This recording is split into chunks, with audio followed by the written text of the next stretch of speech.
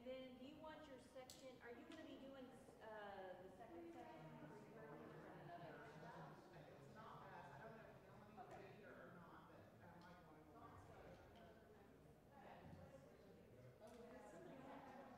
Yeah, I just went to look at my bag. Michael, will you take our now and actually see this? You're probably supposed to be coming in that door. Because we have exact rows like this, we have to tell like. I don't have a show. Yeah, okay. I think, oh, come here. I can help you. Done. Done. People are going to open the doors at 1. Let people in. All right.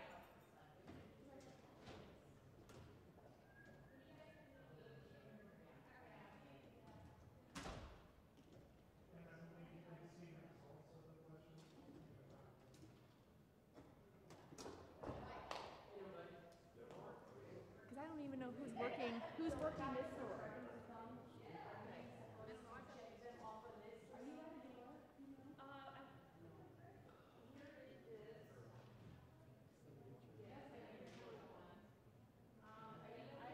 I think I'm at a door. The seating, the one, first section. Is there a spot out here? Is that later? I can sit here. I can do it in my bag. Should I grab the one spot for the second section? I'm worried about how quickly I'm going to turn over.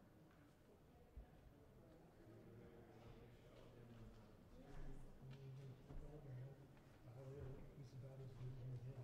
Here, here.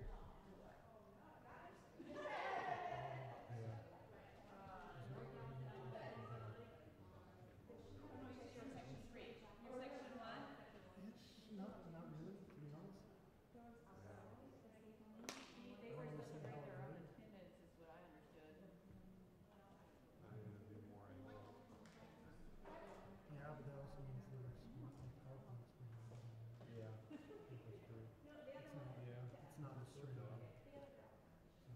She has a, do you want her in the middle? Oh, okay. Or you want to do the middle? I can do. What, then you want to do Especially that? trying to get all of the same. I will go, I'll go. I can do the middle, and then I need that door. So I need somebody at that door. Okay, I'll go. Okay, so. The other one I have to go pull out further out to get that. Yeah. That doesn't matter because it's going to be YouTube and sliding. And then you can take this. Thank you for doing all this. Oh, no This is- problem. I'll tell you, we've been snake bit with technology, so you guys are great, just great. Yeah, that's right. It's in our job description. I get that, but even so, I appreciate it. All right, now it's about. So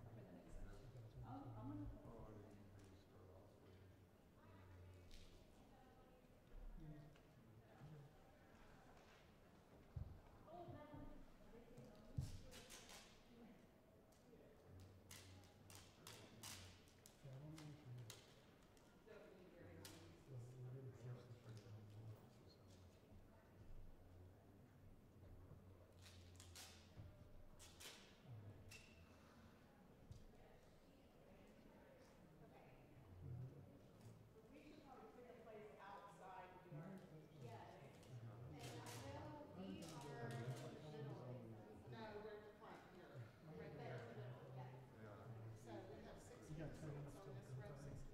Well, I think we got longer than that, sir. Evidently, it may not start till 1:30. On this route. And Michael's got a sign to hold that.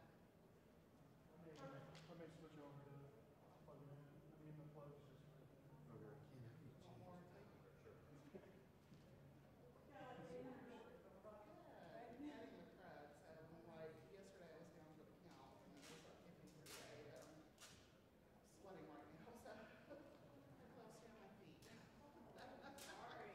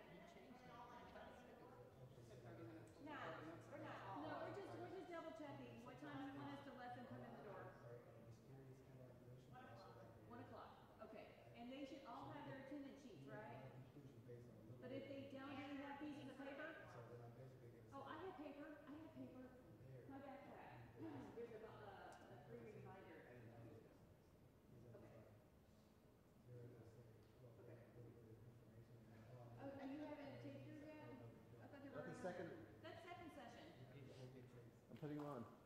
Oh, you're gonna do it I'm now? excited to.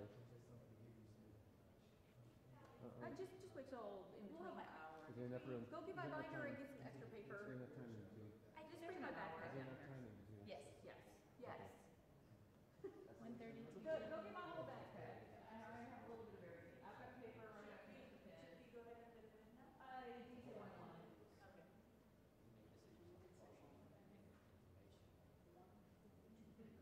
Or 12:52, sorry.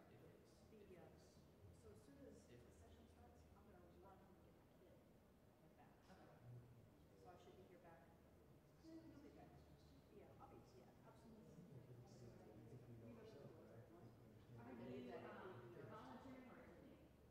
Oh, okay. Oh, yeah, absolutely. You're in the right place and you guys can hang out right in here. Well, what chapter? And we can't say You can hang out right what where you are. chapter. That's no good.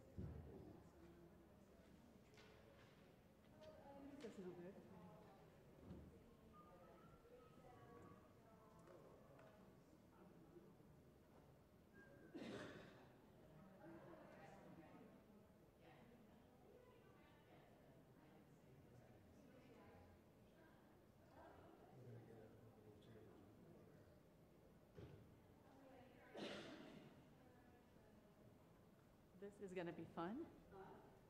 There's a young man here.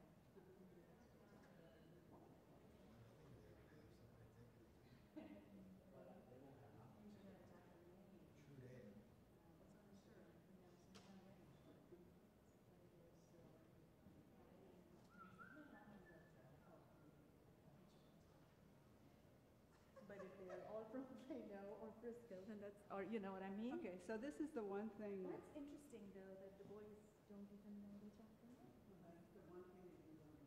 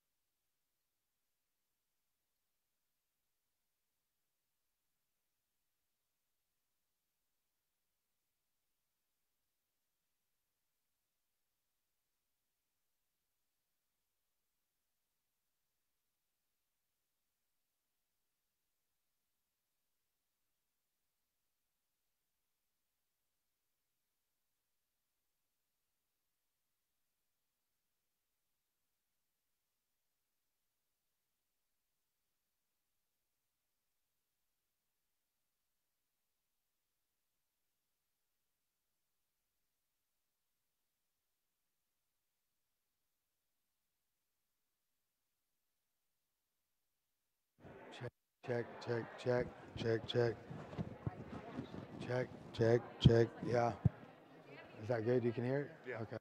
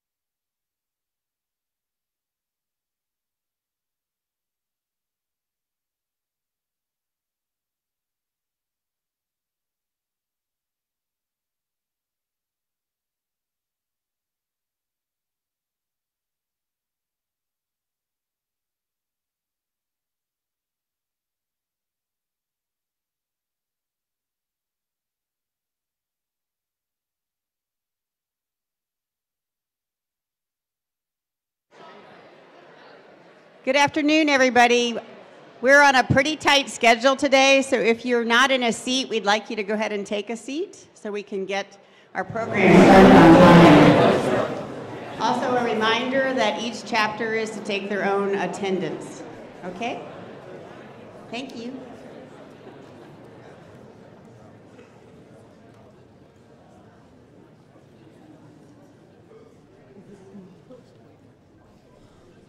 We have a few more in the parking lot, so it'll just be a couple minutes.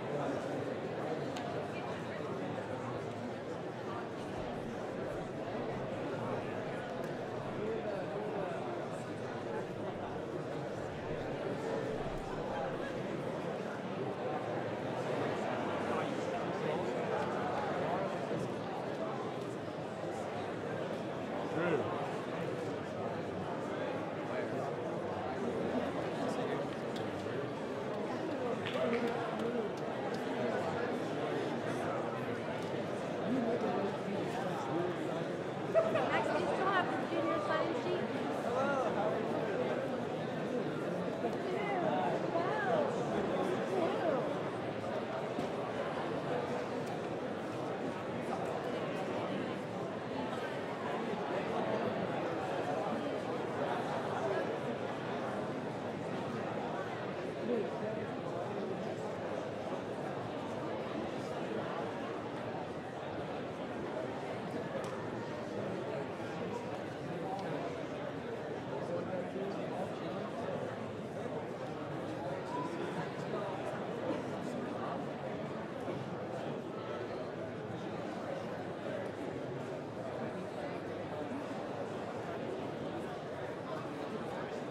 For those moms that are standing in the back, there's seats in the front row.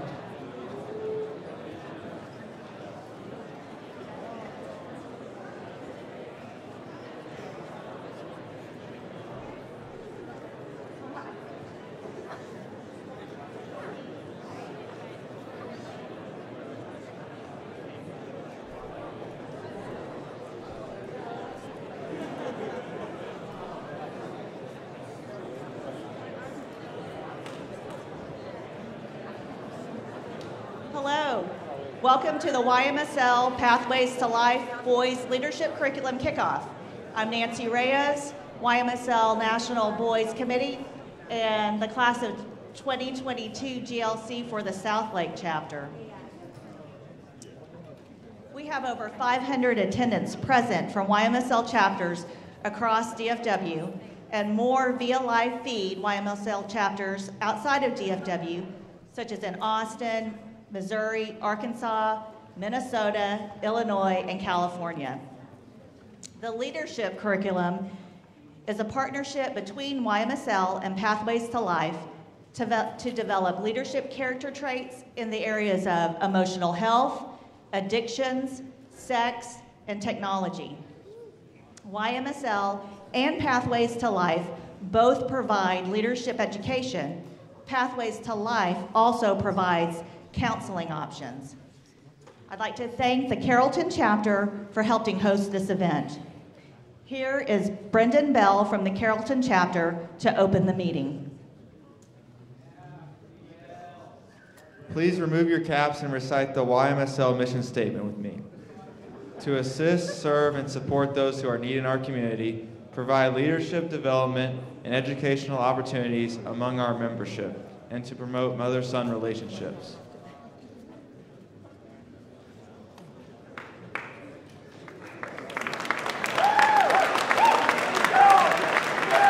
Brendan. Now, everybody, let's get out your phones and log on to our real-time Q&A session. And if you go to Slido, SLIDO.com,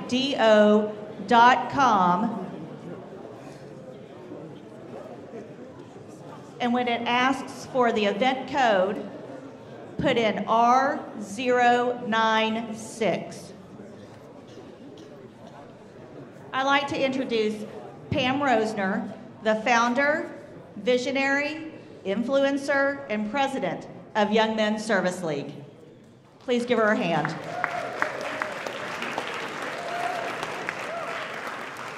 Good afternoon, everybody. It's awesome to see this room filled with so many great young men from Young Men's Service League and some moms. Very excited about this event.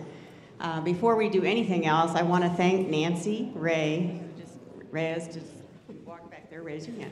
Give her a good hand for all the hard work that she's put together for putting this event on. In addition to her great team, the National Boys Committee team, whatever we're team. Anyway, I just want to take a second to tell you how we got here today. A couple years ago, we were facing, from YMSL National, seeing a lot of young men in their 20s and 30s after they've gotten out of Young Men's Service League struggling with addictions, with overdoses in college. We've lost some young men due to overdoses and other binge drinking, things like that, from our own organization. And it really was heavy on my heart that what can we do to save a life? And so I was very fortunate and had the opportunity to run into our speaker today, Ryan Stringfield. And he was working on this very problem in the Georgia area. And we put our heads together and thought, how can we reach our people without just saying don't do drugs? How can we get something else for them to hear so that they can be successful in their lives and have successful paths? And that's how we came to this program that we created for Young Men's Service League. And we kicked it off this year. We're very, very excited about it.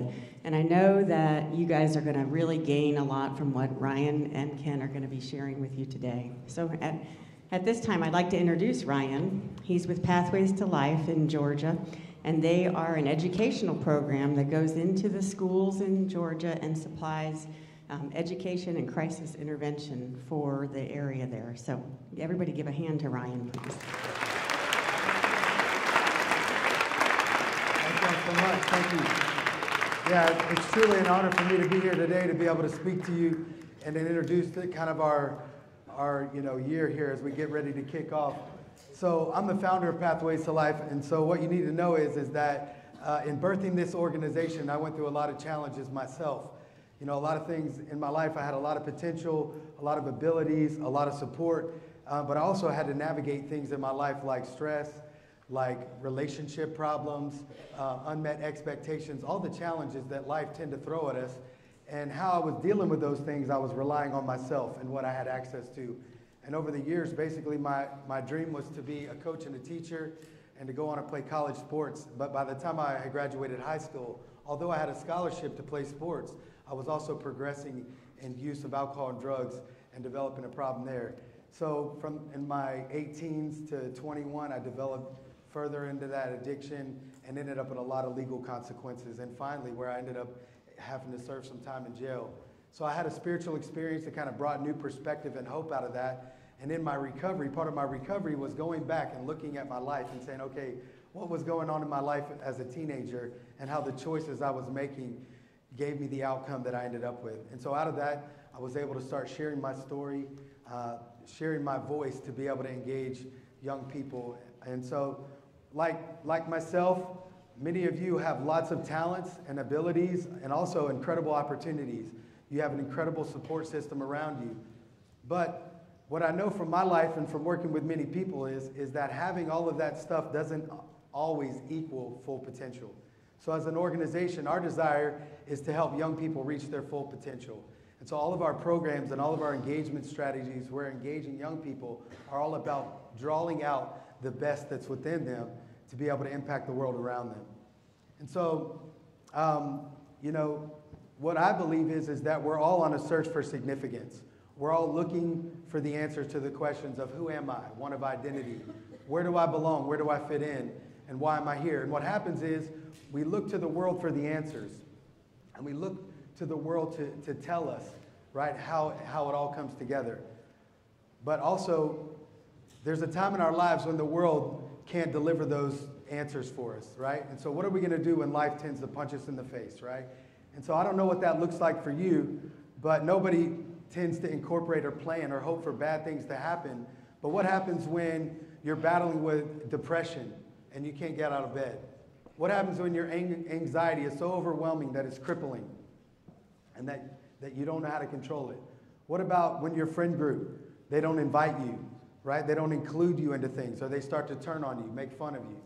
What about when you're in a relationship you're really invested in and that relationship doesn't pan out? What happens if you don't get those grades that you need to get into that school that you're hoping to get into? What happens if one of your family members, your parents, ends up saying, I don't want to be in this marriage anymore, and now you're missing a parent? So we all have different challenges that we have to go through, and how we respond in those situations really set the deck for our future. So I don't know if you've heard this, but what I believe is 10% in our lives is what happens to us, and 90% is how we respond. And as young people, a lot of times, and even adults, there's a lot of stuff going on that's happening to us, but we're not really connecting the dots. We're really not engaging on a deeper level to find out what's really driving a lot of the things that we're doing. And so what we do is we find our ways of coping. And especially as teenagers, what we know about teenagers is that you guys are in an incredible time of development. You're in a time where like your brains are under construction.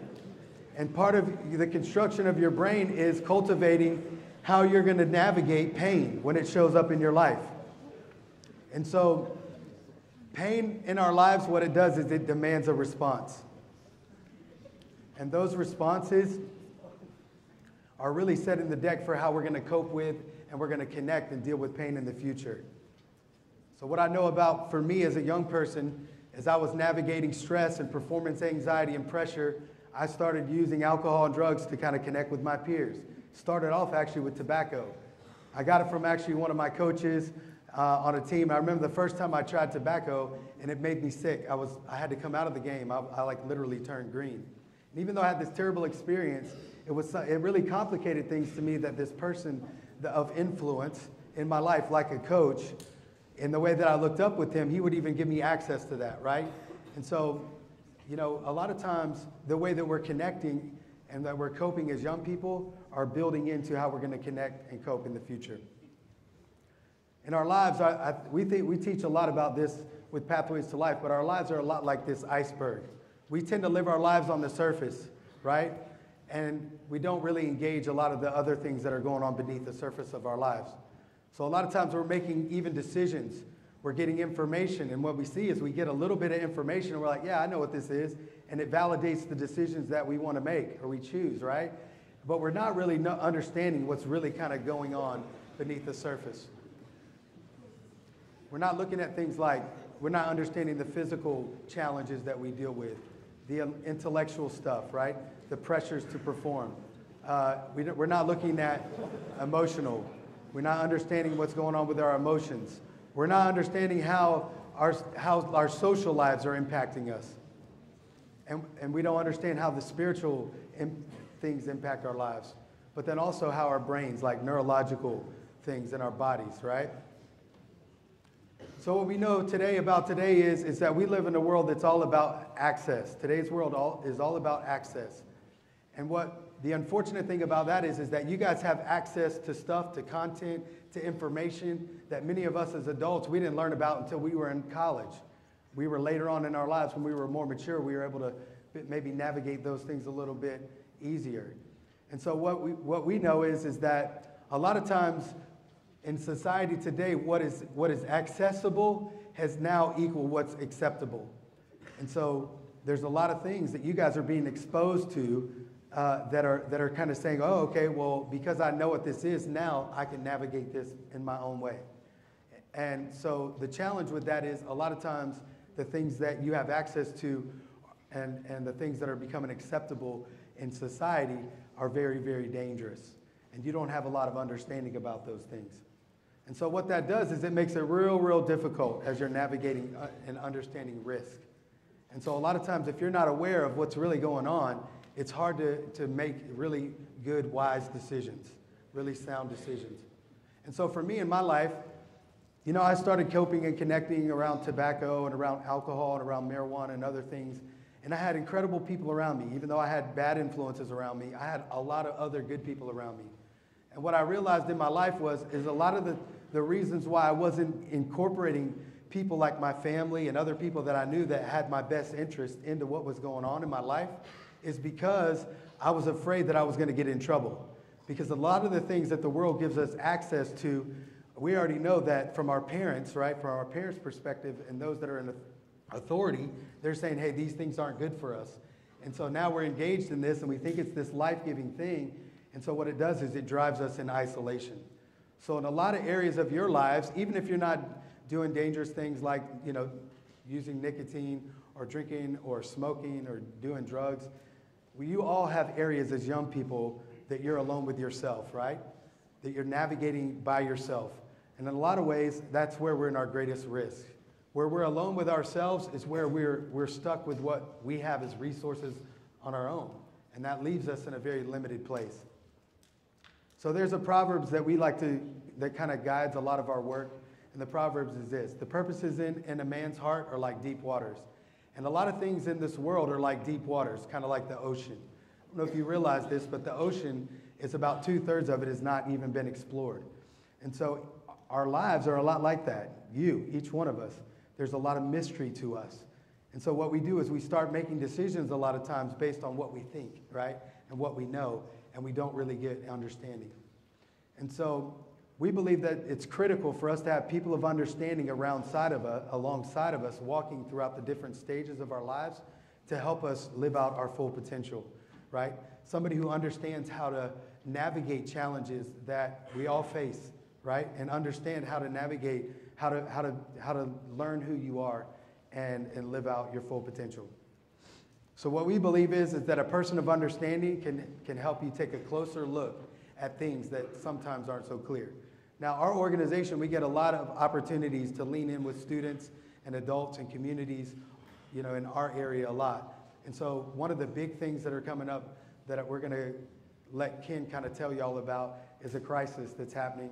And like any crisis, there's the danger of us to continue to approach it the same way, but there's also this opportunity for us to begin to look at things differently and hopefully have you be prepared to navigate a little bit differently. So now I'm going to turn it over to Ken, and he's going to talk to you guys a little bit about vaping and juuling. All right, thanks, Ryan. Good to see y'all. Y'all doing all right? Good. Wow. Y'all clapped before I said anything. That's pretty good. All right, so it's good to be back in the Metroplex. I went to graduate school right down the road in Fort Worth in the late 90s, and so it's good to be back in this area. And look, we can be here today and talk about information, but my heartbeat is this. I have an 11th grade daughter, I have an 8th grade son, and my heartbeat is not just to give you information, but to really make an investment into your life. Because in this room, there's leaders, right? I would consider you the leaders, not just the future leaders of our country, but really the leaders right now. And it doesn't take really this whole room to change a culture. It can really just take one or two people. Most of us have in our hand a device, right? A phone. And Steve Jobs, you know, made a big difference as one person with one instrument.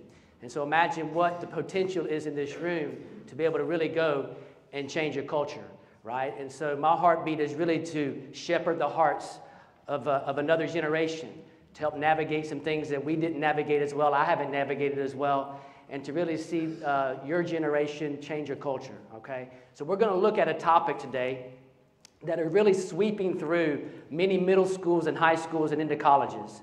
And it's one that I was watching y'all ask questions and they took them down. And so, and hopefully what we're going to be able to do is not just give you information. As Ryan showed you earlier, that top of that iceberg is the 10%. That's what we see. That's the behavior. And a lot of times when we look at an issue, a drug, suicide, whatever you may want to call it, we try to attack the behavior, but we're really missing the issue, which is the 90%. What's going on underneath in someone's life? And so we're going to have a time today, hopefully, where we can engage, right? You got your phones out, and we're going to do a little quiz as we go through this presentation. We're going to ask you some questions, or I'm going to ask you some questions, and we're going to see what we know. So I want some interaction from you, and I want you to be able to answer like pretty quickly, because we got to move through this pretty fast. All right, so here's the deal. This is the 90% that Ryan was talking about. So when somebody may sit down in front of me, or they may sit down in front of Ryan, or whoever it may be, and they say, hey, I'm dealing with this issue with vaping or juuling. We know at that point there's probably some things going on underneath their life, what's happening, what brought about that behavior. And these are the reasons that people do it. And I could probably take all of these categories and put them into two areas: the relationships and the emotions in their life. How do we navigate those two things? Who's in your circle? Right? Because I've never met one person who just woke up one day and said, you know what, today I think I'm just going to start vaping. I'm just going to start juuling. I'm going to start filling the blank. They usually have someone in their life that had been navigating something maybe similar, and they were offering them the opportunity to deal with that situation at that point in this way. Or they're having emotion that's taken on in their life. So if you look up here, you got flavors, you got things that are putting on social media, which are likes. It's really kind of feeding this idea of attention and tricks. You know, it's undetectable, which means that usually there's something hidden. You know, if something is usually hidden, it's not a healthy thing. And then the idea of dealing with stress. All right, and so here's kind of what I want to talk to you about. I want to start with a story about my own daughter, my daughter Hannah. She's in the 11th grade now, but last year I was at my son's soccer game. We were outside. There was a good crowd around. So Hannah's about from me to you, and she says, Dad, I have a confession. And I thought, you know, it's probably not a good statement. She's making it in public, which means she probably doesn't want me to kill her. She'll have witnesses. And so she's going to say, Dad, I got this confession. And here's what my first thought was. She's about to tell me something that's probably scary for her. Here's what she's asking. When I tell my dad this, is my dad going to accept me? Because this is what we're looking for in every area of our life. We're looking for our place at home. You look for your place on a football team. We look for our place at school. And we're asking ourselves, where do I fit in and where do I belong? That is a God-given, really, issue. That is how we were born and made, to be a part of community and be around other people. So we want to fit in, right? Most of y'all are sitting with people that you fit in with. And there's nothing wrong with that. I went to the University of Florida, and I know what it's like to be somewhere and to feel pressure from outside to be able to fit in, and then be tempted and at times modify my behavior to fit in so that I can belong. So my daughter sits down with me and she says, Dad, I got a confession. I said, yeah, what is it, Hannah? She said, I vaped a couple weeks ago. So she knows what I do for a living, and she looked at me and I looked at her, and I had split seconds to figure out what I was going to do. So what do you think I did? Man, I took her behind the tree and just wore her out. No, I didn't. So I looked at her. Look, what was I going to do? Retroactively beat her? You know what I'm saying? So I looked at Hannah, and she looked at me, and I saw this look on her face of like, am I going to have to walk home type thing. And I said three things to her. I said, tell me more. And I saw her body just kind of relax a little bit. And I said, tell me more. And she said, well, we were having midterms a few weeks ago, and I was around a bunch of girls, and we were all stressed out. And one of these girls said, hey, if you vape, it's got some nicotine in it, nicotine helps bring down the stress level. And she said, I said, and she said, and I was scared to death because I was taking some medicine, and I was afraid. I didn't know how it was going to react. I didn't know how it was going to combine with me. I said, well, why did you do it? She said, Dad, have you ever been around 4 people at one time that if you said no, they would all reject you? And I said, yeah, I have. And I didn't always navigate that real well. And she said, so I said, yes, because I did not want to be the only one who didn't do it. This is what she's asking. This is why she did it, right? And she said something very interesting, though. She said, however, if one person was with me that did not vape, I wouldn't have done it. I said, why? And she said, because I'd have had my person of belonging right there. I would have had a way out. So she was telling me a lot. I said, well, what did you learn? And she was telling me some things. So I was just kind of, moms in the room. I was just trying to listen. If I would have just said, Hannah Lee, you know, called her by her middle name, and that's usually never a good thing, right? If I would have just said Hannah Lee and that kind of went into her, she would have shut down. And here's what I probably would have known about my daughter. She'd have never told me anything else from that point forward. So I was wanting to create an avenue of conversation. This is what I want to do with you today, is to create a really genuine, honest avenue of conversation. So belonging matters because rejection is painful. It's not just painful for your age, it's painful for every age. Right? And we always seek ways to cope with it. Vaping and juuling, alcohol, drugs, whatever you want to, technology, they're really just ways of coping with things that are going on in the 90% of our life. So relationships, look, they're meant to be life-giving. We need to have people around us that pour into us and are life-giving. The people in this room, I would say, you're the life-givers to someone, or you have the opportunity to be. Right? Because when we bring people around us and they're life-giving, what they start to do is they start to point out the blind spots in our life. And we need people to point out the blind spots. And we need people, look, that when we feel alone, that we're really not, because we can identify with them. We learn most and we identify most with people in our pain, not in our excitement and good times. We identify when we understand that people are walking through the same things that we do. So, as Ryan said, what is accessible is often acceptable, and there are lures out there for everyone. Vaping and juuling may not be a lure for you, but it's a lure for a lot of people. There's a lure for everyone, and we're going to look at it a little bit today. So, here's what we're going to do. This is where you're going to use your technology, all right? I'm going to ask you a series of questions here, all right? So, is there, you already got that question up, all right? So, good. We're going to give you 5 seconds to answer every one. So, is there a difference between vaping and juuling? True or false? All right, let's see what you got. False. All right, there's no difference, right? That's what most people are saying. So here's the deal. There is a difference. Now, juuling is a type of vaping. Most of it has to do with the content. Now, many people say that vaping is less, or juuling is actually safer than cigarettes. And I would say that you probably have less toxins than cigarettes, but I would submit to you, based off my experience, and I do this every week, that the contents that you could put in a vape are much more dangerous, have the potential to be much more dangerous than you could smoking something. But when you come to vaping and juuling is a type of vaping, and you're really looking at content. You're looking at nicotine, you're looking at flavor, you're looking at device. You know, that bottom one there, look, that bottom one says you can refill a vape or a store and drop or whatever you want to have, but in a juul, you can't refill it. Well, people try to, and they try to refill it and seal it back, but usually it bleeds out and it ruins their juul, so they don't like that. So they come in pre-filled pods.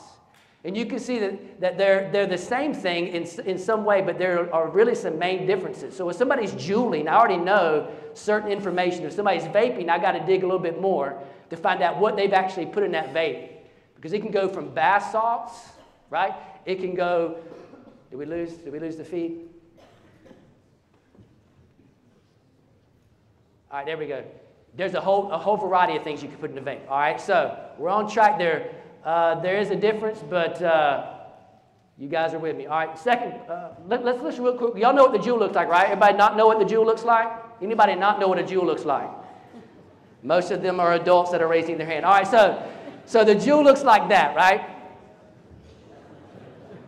There it went.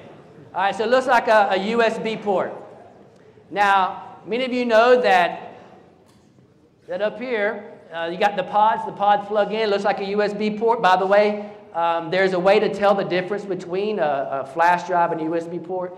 But inside of every pod, you know, you've got the content or the equivalent of 20 cigarettes, which is a pack of cigarettes. But the nicotine content's 4 times the amount of pack of cigarettes. 4 times. Right? So it's not equivalent. You can get about 200 rips off of one, and it's not uncommon for us to run across people in high school that would go through 1 to 2 pods a day. Right? So when that's happening, there's a progression that's already taken place. They're already way down the road, but yet they've left some of the things in between unresolved, as Ryan was talking about. Right? So it looks like that. Why? Y'all talk to me. Why does it look like that? Why not just put in bright letters, Juul, on the outside of it? Because you want it to be undetected. You want it to be hidden. And by the way, usually something that's hidden is not healthy. Right? And so we're trying to get away with something that really we probably know within us we're using to cope. All right, so if you look at this graph here, the Juul industry has kind of taken off. The past 2 years, these are all the e-cigarettes. On the right-hand side, you're going to see a graph, and there's one color I want you to focus on, and that is the red line going straight up. So in 2 years, roughly around July of 2016, August of 2016 to the same time of last year, it went from $7.7 million to $77 million. That industry grew 11 to 12 times in 2 years. And that's usually, hey, that's telling us that it's hitting the whole demographic, that it's feeding something that's already existing. So Juul is just basically the iPhone of e-cigarettes, all right? So y'all know and y'all have understood what vaping is. It was originally intended to get people off of cigarettes, right? But what we have now is a whole generation who's never smoked that are now addicted to nicotine. And I remember the first time I tried nicotine. I had what they used to call a Skull Bandit. Y'all know, anybody heard of a Skull Bandit, right? And I tried that thing. It made me sick. I didn't know you weren't supposed to swallow the juice. It was all messed up, right? My dad came home, laughed at me, and I learned my lesson. But look, the original intent was to help people get off of cigarettes, but the problem is that it's actually creating the exact opposite effect. You can put and heat a coil up to 400 and 450 degrees. That's about how hot it has to get. It's the average temperature of a vape coil to get it to turn from a liquid into a vapor. You can put a lot of things in it. This is why I believe it to be very, very dangerous. A whole bunch of different things can go in there. And I'm not going to tell you all the things I've saw and heard people put in there, because I don't want to throw any ideas out there, but there's a lot going on, right? So, this is one of the devices we see a lot of in administration's office. And many of you are familiar with it. It's called the Sorin, right? There's a Sorin drop. There's a Sorin Air. It's basically a vape device, right? It's cheaper.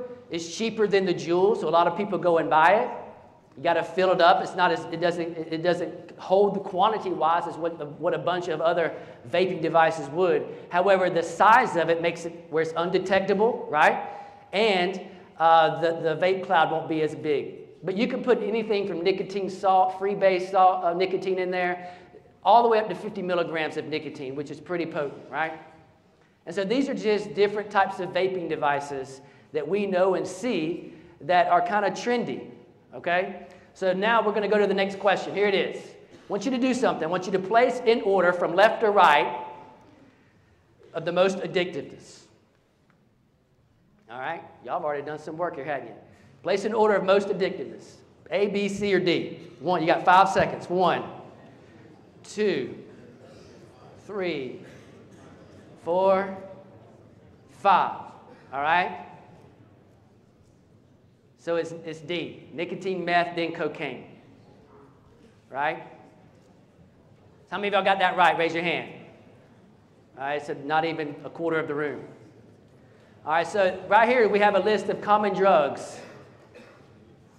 And at the very top of it, out of 100, you got nicotine, which makes nicotine probably the most addictive, not the most powerful, but the most addictive drug on the planet. It's right above meth, crack cocaine, obviously above marijuana and all the other drugs. And so we have strength of addictiveness that's very, very important, right? And most people don't know that. Now, if we weren't in here talking about Juul and nicotine, the answers to that last question may be a little different because of what our minds have been taught and what culture sometimes teaches us. All right, so let's go to the next question. What percent of middle schoolers and high schoolers respectively Juul, I didn't say vape, but they Juul or they use an e-cigarette, all right? So we got A, B, C, or D. What percent? A, B, C, or D? All right, you got about 5 seconds. We're going to work through it. All right, the answer is actually A. However, I want you to notice something. It's 8% to 18%, but here's the deal. That's self-reporting numbers, which means that they're not going to give us the information when we ask it, right? They're afraid they're going to be caught or told on. I'm in, well, we're probably in close to 30 schools, Ryan, in the Atlanta area, and it is under no, it's not uncommon for me to be talking to 10th, 11th graders, and 40 to 50% of them are doing it. Not uncommon at all. My son is in 8th grade. In Chalker, I was picking him up the other day, a couple months ago, and he said, 12 eighth graders. 12 eighth graders got sent home in one day for vaping.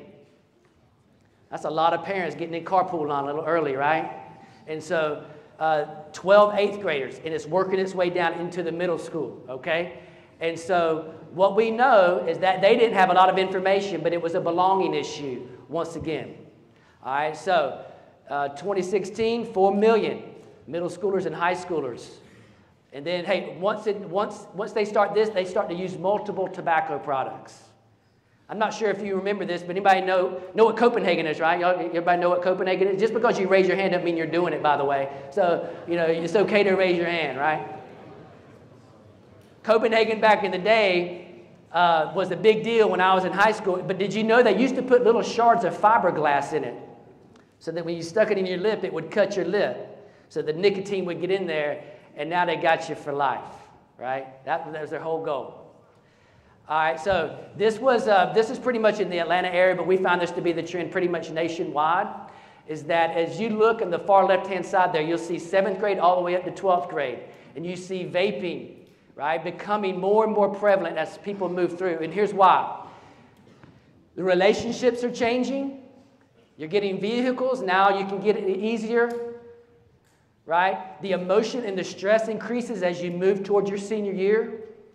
And all these things are becoming factors. Things are being passed around, things like that. And so you can see the trend from 7th all the way up of what's happening in this arena. We know if somebody starts vaping or starts using nicotine, they're going to be 7 times more likely to smoke by the age of 21. All right, so next question. What percentage of people, right, age 15 to 24, did not know that a Juul always contains nicotine? This is big, because here's why. As y'all answer this question, I'm going to talk to you. A lot of times we make decisions on information that we don't have a lot of information about. We're just making decisions, right? We don't get the information that we really need to make the decision. So what percentage? All right, so where are we? 63, 16, 25. All right? So which is winning? 63? And y'all would be right. 63% did not know. So somebody sits down or I hear this conversation. Yeah, man, I'm juuling, but I'm just juuling flavor. There's no such thing, right? A Juul pod always contains nicotine. Always, always. You can look on their own website, it would tell you that. But the reason that a lot of people don't know that is because they've just been listening to other people talk to them. Hearsay, what their friends said. Again, it goes back to relationship. People in their life. All right? Next question. Got about 5 seconds to answer. How many milligrams per milliliter, which is how nicotine is measured in the fluid, is in a Juul pod? All right? Go. We flash that question up on the screen. There you go. Wow, 45 is winning out. All right? It's 59 milligrams per milliliter. That's off the chain. When I walk into a vape shop and I'll kind of do some reconnaissance and I'll walk in there and look, and I haven't seen very much. I've never seen anything over 50 milligrams per milliliter. This is 59. All right? This is what this means. Right? In the United States, the Juul industry or the vaping industry is not regulated yet. You just have to be 18 to buy one. So in the U.S., the Juul pod, there is no governmental cap on how much nicotine can be in a product. But if you were to go to Europe, the most you could get is 20 milligrams per milliliter. It's the most you could get. The bottom part of that slide is how they measure nicotine. Y'all know that. Most of you should probably know that. From 0 to flavor, all the way to 36 to 45 to 50.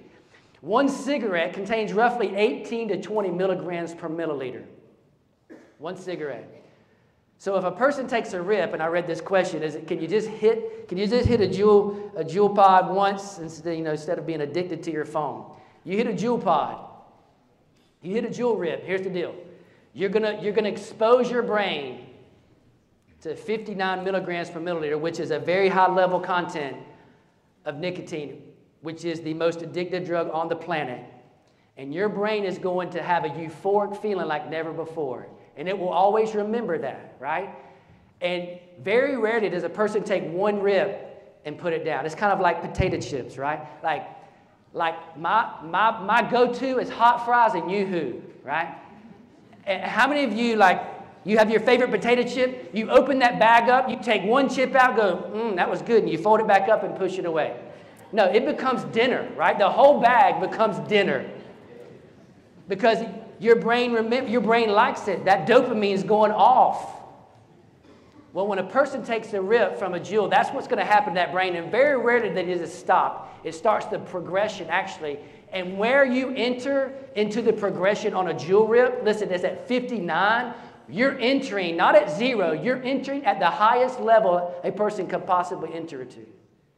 So it's going to prime the brain, right? So this is what, roughly almost four times the amount of one cigarette, right? Now, they're going to try to regulate this industry, but what they won't be able to regulate is nicotine addiction.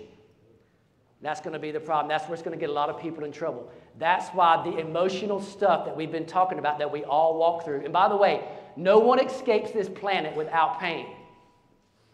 Right? We've got to manage this. We've got to have people in our life, as Ryan was talking about, that help us bring out some of these things. All right, so next question. What % of people break nicotine addiction a year? All right, go. Can we throw that question up, Ms. Nancy? 6, 3, 15, and 20. All right? So the 6 is winning, right? 6%. So let me just put it into perspective for you for just a second.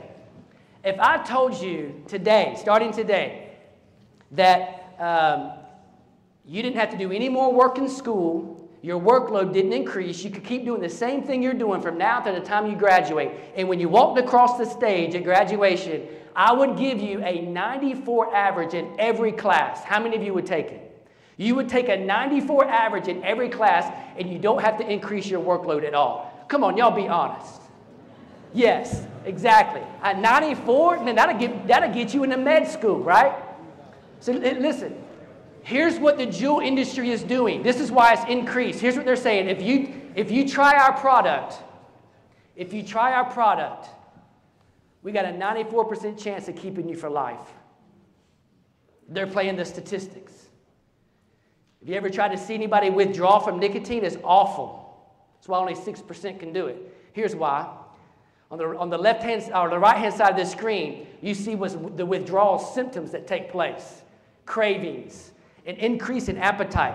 And that's interesting because, see, when we eat food, dopamine goes off, right? But dopamine doesn't go off nearly at the rate that nicotine would. So somebody's putting their jewel pod down, right? They're putting it down. They're like, that craving's going to come back, right? Because when nicotine hits the brain in about 10 seconds, then it stays in your system with that feeling for like 20, 25 minutes. That's why people got to do it in class, right? And for about 20, 25 minutes, that craving's going to come back. Well, if they're not taking nicotine anymore, they've got to fill that dopamine with something. A lot of times they start eating. That's why they eat more and more, because they're trying to reach that dopamine level. They can't do it. And then, hey, the depression hits because the dopamine has been shut down in your system because the nicotine was what was providing the dopamine release. So the nicotine was actually releasing it, and it told the body to stop doing it because I'll start taking over now. Well, now people go into depression. Who wants to go through depression, right? So after about 2 or 3 weeks of that, they're man, flip on this. I can't do it. And as a result, they've been caught in this trap. Let me give you a little illustration. I was working with this team, football team in the Atlanta area. This 11th grade boy had gotten caught at school with a jewel. And they suspended him for 3 days, and he was a football player, and I worked with a football team. And they were going to the coach gave him a 2-game suspension. So they came and said, hey, if he talks with you and y'all work together, would you reduce his game suspension? And so they said, yeah, we'll go to 1 game. So that was a motivating factor for him. But here's what he did. He sat down with me from about me to you, 11th grade boy, a big guy. Of course, I'm a big guy myself, but he's really big. And so big guy, right? And he had tears running down his face. And he said, what started out as fun has now become the greatest burden of my life. It's very interesting. He had tears coming down his face. His parents had put him on Chantix. He had a patch. And he still couldn't break the nicotine addiction. It wasn't that he didn't want to. He couldn't do it. It had such a grip on him. Not only that, but now it had impacted his college application. Because colleges don't just look at your grades, they look at your disciplinary report. And on the disciplinary report, most schools put drug paraphernalia, right? And so he was in a bind. But he's making progress. But I'm just telling you, once you get on this road, it's very difficult to get off. All right, you see the number of poison control and what happens to the body from nicotine poisoning, which is really big, right? You got to be tested for this. Sometimes people go in, they don't know what, but it really impacts the body in a very, very negative way. Next question, last one, true or false? Regardless of age, nicotine impacts everybody's body the same, everybody's brain the same. True or false? False. All right, it's false. And here's why. Because the developing brain, and everybody in here under the age of 25, your brain's still developing. We're rewiring it, right? The nicotine is changing how it functions, and it's changing the structure of your brain. And it actually interrupts and disrupts brain development. And so, anything you introduce into your body, including your phone, right? Sex, y'all all right? Food, anything that's going to release dopamine like that, look, it's changing how the brain works all the way up to 25. Nicotine primes your brain for further addictions. You're more likely to abuse alcohol, and you're more likely to abuse other substances. A lot of times that other substance is cocaine or meth, because the addictiveness level of those two are pretty equal or close to nicotine. So you're priming your brain for more. It's called polyuse. You're actually going to use more other things because your brain has gotten used to it and it's developed a tolerance. And now it wants to push past that tolerance, and the only way to do it is to increase use or try another drug. Addiction, we like to talk about it as a relationship. So look, all relationships end or progress. So when you graduate high school, I talked to one person that I graduated high school with, one still, right? And when you graduate, you'll either keep in contact or you won't. So it progresses or ends. And when it comes to this issue of Juul or vaping, it will either progress or end, but there's no in between. So if somebody's got a Juul, right, they're holding on to it, they're in a relationship with it. Have you ever tried to break somebody up that didn't want to be broken up? It's awful. It's messy. Man, they'll have a spell on you, right? I mean, they just don't handle it well. They're in a relationship and it's tight, especially if they're going through one pot a day. You take it away from them, their body is going to respond very violently. But what they're telling us is that we're in a relationship. So here's what I would tell you. Look, I don't try to tell people what to do because I feel like everybody needs a choice. But I'm trying to tell you, you don't want to be introduced to this person. Nicotine being that person. Because it will progress or end. And I'm trying to encourage you with all of my heart. Look, I've seen the effects of this, and my heart goes out to you. Look, there are other ways to manage some of the things that are going on in our life. And putting people into it is a big deal. Addiction is progressive, chronic, and failure, and even at times fatal. That comes from my own mom. My dad was a pharmacist in the local town I grew up in, so I literally told people my dad was a drug dealer all my life. And so my mom taught elementary school for 34 years, but she had migraine headaches, and she would go to my dad's pharmacy, and she would take medicine off my dad's pharmacy shelves, and she would self-medicate for her migraines. My senior year of high school, she got arrested right in front of my eyes for stealing the medication. I went back to school the next day, and I faced rejection on a level I've never faced before, and I grew up with these people for 12 years. So I modified my behavior to fit back into this group. And in 2006, the effects of that medication eventually took my mom's life. All right, so I'm just telling you, addiction to anything is always going to progress or it will end. But it's progressive, chronic, and at times fatal. Many of you know that one of the effects and dangers of vaping may be popcorn lung, right? And that just comes from a chemical called diacetyl. They found it in microwave popcorn butter. That's how it was discovered. It gives a flavoring. So they would bake that, they would cook that microwave popcorn. They would open the bag and you get that aroma, right? That steam comes into your nose. Well, that contained diacetyl that was heated up, changed the chemical combination there, and you can see that it narrows the lungs or the tubes going into your lungs and your breathing capacity, your bronchioles. And 80%, if somebody's just vaping flavor, this is still going to happen. This is scientific. This is a scientific fact of what's going to take place. So it's probable that you don't know what's in a vape because people got to share it. It's very dangerous, right? Somebody asked me, they always ask me this question, what if you just want to vape water? I'm like, just buy a humidifier, right? But look, when you heat metal coil at 400 to 450 degrees, it is impossible to heat metal and not breathe in nickel, tin, and lead in microparticles that's going to come into a person's body. So it's going to produce scarring of their lungs. And then you got inflammation of the mouth, right? You got an interference in wound healing because the mitochondria, the fuel points of the cell, are damaged and they can't close that wound back, right? Then, this is an awesome one, right? You got explosions that are taking place. So let me ask you, if I was to go to Target and buy an OtterBox, how much are you going to pay for it? How much will I pay for an OtterBox at Target? $50, right? Close, 45, right? So I'm going to go on Amazon, I'll buy one just kind of close to it, maybe a little less brand, and get it for how much? Like 16, 17 bucks. Maybe not as good, but it'll do. This is what's happening with the vape devices. People are like, I'm going to spend that much, so I'm going to go and buy a cheaper one. Well, you get what you pay for. So the blue line represents the number of incidents, but the red line represents the sales of e-cigarettes. So you see it's proportionate. And when I do this presentation, there's a lot of nurses in these presentations and doctors. They, without fail, they'll come and tell me, look, this happened to me. Somebody vaped, they burnt the lining of their esophagus going down into to their lungs. The story after story after story.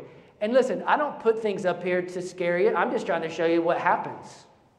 This is just fact, right? This happens in your cell phone. That's why they won't let you put them on a plane anymore. Same batteries are in that.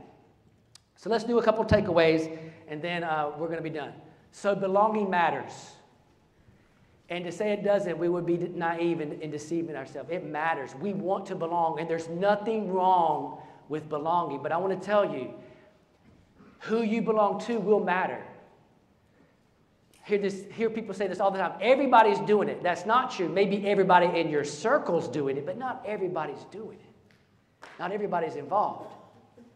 When I asked Hannah, what lesson did you learn? And she said, I got to change the people that I'm hanging out with.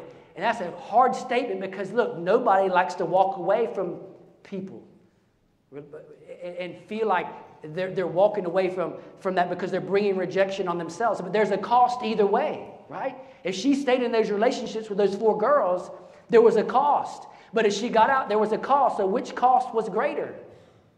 So belonging matters. Look, what is your motive? In this room, there are leaders. Look, you guys are leaders in this room, no doubt. You're here on a Sunday at 2:30.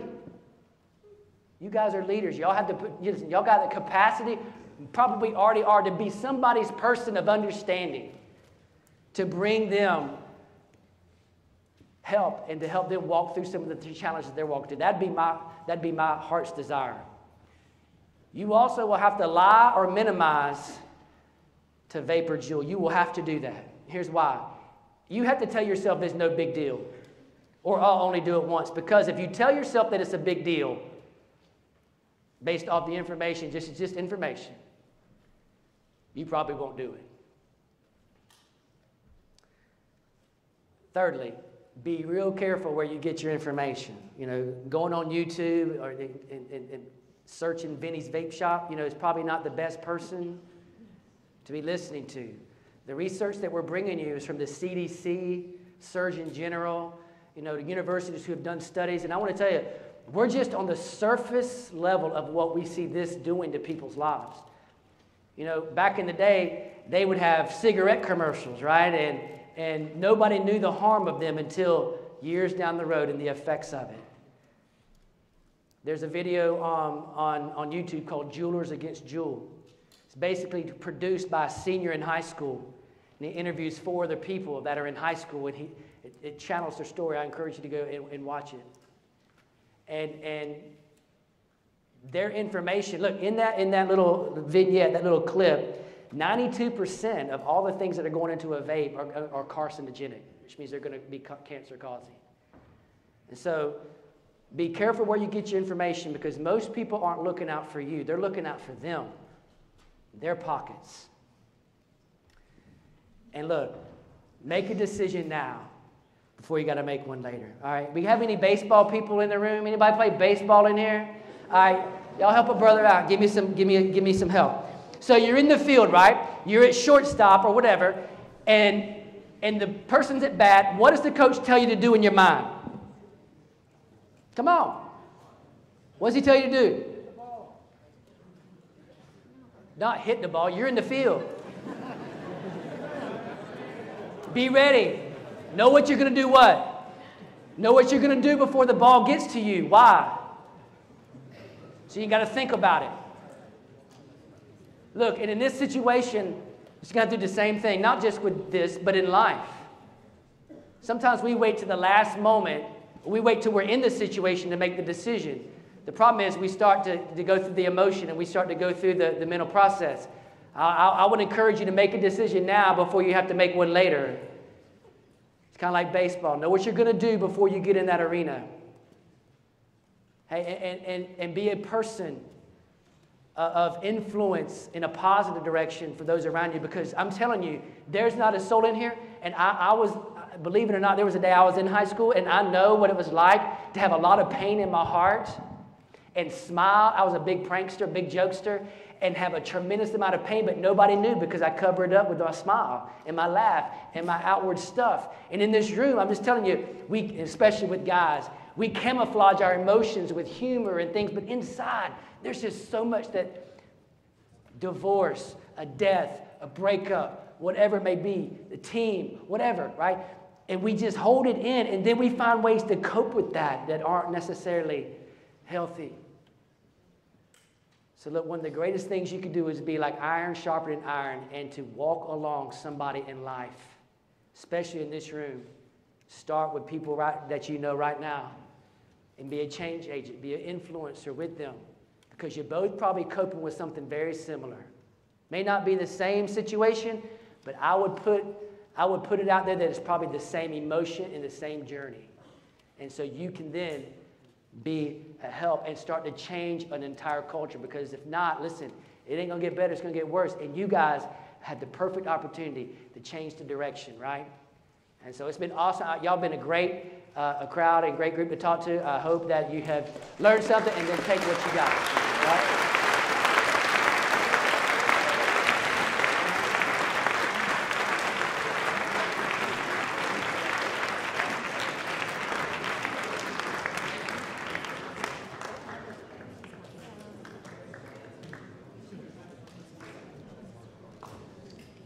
Thank you, Ryan and Ken. Be sure to sign the attendance sheet if you haven't already, and clear the area around your seat, and check with your committee mom to make sure there's any more instructions to follow. And yeah, thank you. As a reminder to the VP boys, please fill out the feedback section of the meeting detail worksheet so that National can review the feedback on our year-end reports. This meeting is now adjourned. Thank you.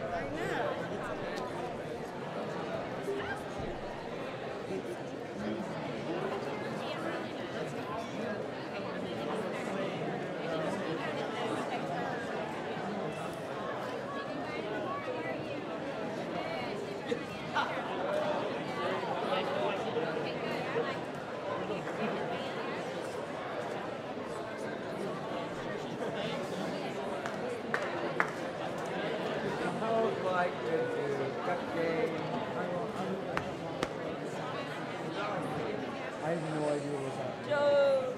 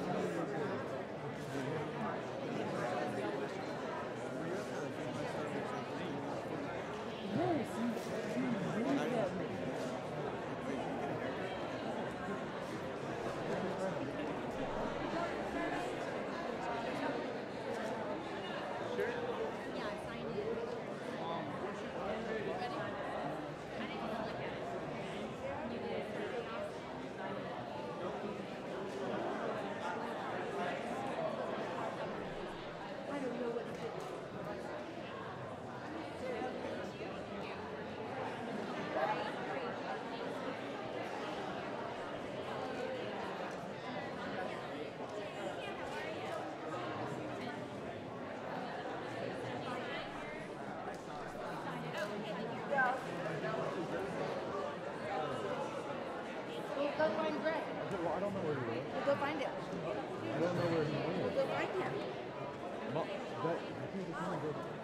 Great, thanks, Austin. Bye. Good to see you. Do you have him? Yeah. All right. So, there he's go. We could like find some. I don't think so. As long as we get all of these filled in.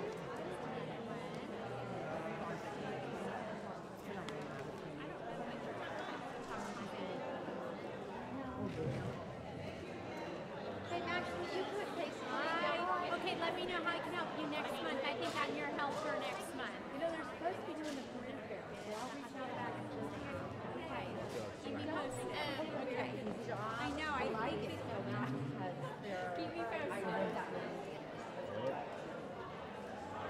I got it back from everybody I gave it to. Okay, well, not everybody got one. Same. Where'd you go? Thank you, babe. Here are your pens. Yeah. Are they still not? Yeah. Awesome. And these are not.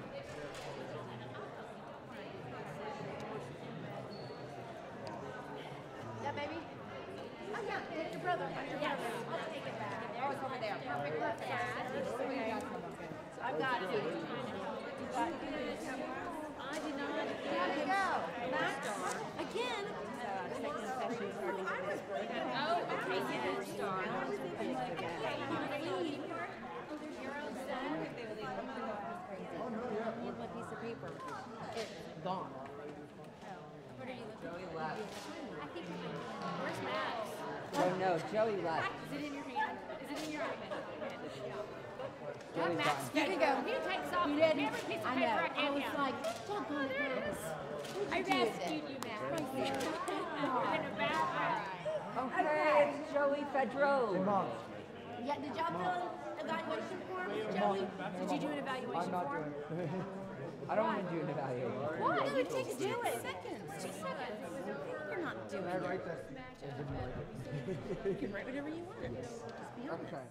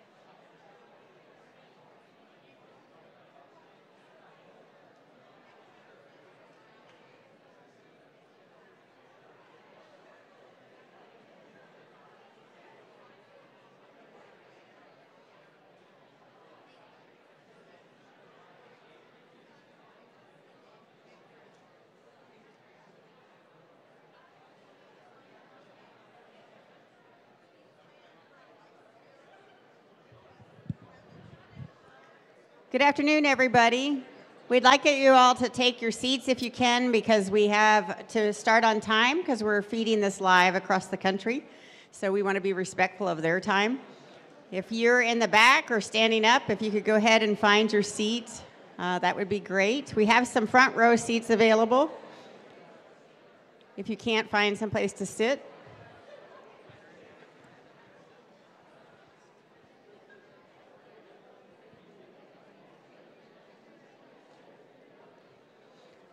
We have 3 rows up front. Come on up front if you don't have a spot.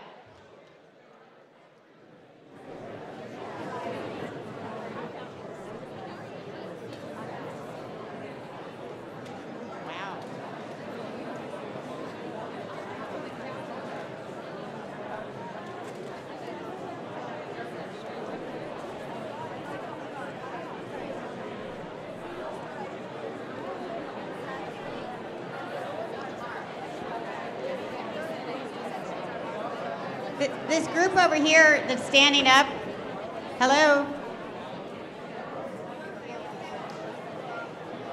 We have 2 full sections up here.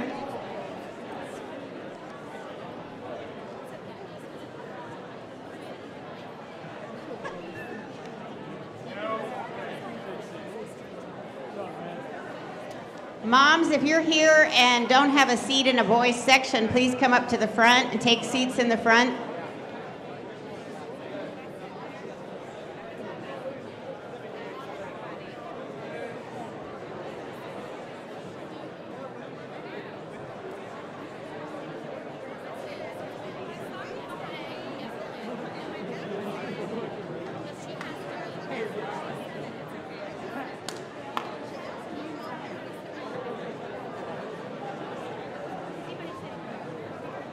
Moms over in the back, we have seats up front if you want to come sit up front.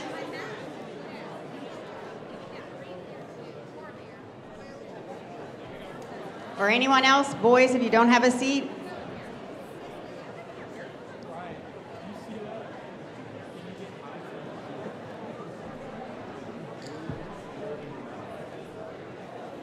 Welcome to the YMSL Pathways to Life Boys Leadership Curriculum Kickoff. Can I have everybody's attention? The meeting's beginning.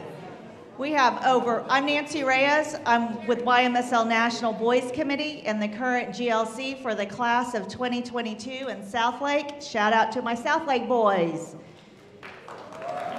We have over 500 attendants present here from YMSL chapters across DFW and more live feed from YMSL chapters outside of DFW in Texas, including Austin, Missouri, Arkansas, Minnesota, Illinois, and California. The leadership curriculum is a partnership between YMSL and Pathways to Life to develop a leadership character traits in the areas of emotional health, addictions, sex, and technology. YMSL and Pathways to Life both provide leadership education. Pathways to Life also provides counseling options. Thank you to the Silver Star chapter for hosting. And now here's Chris Kerr from the Silver Star chapter to open the meeting.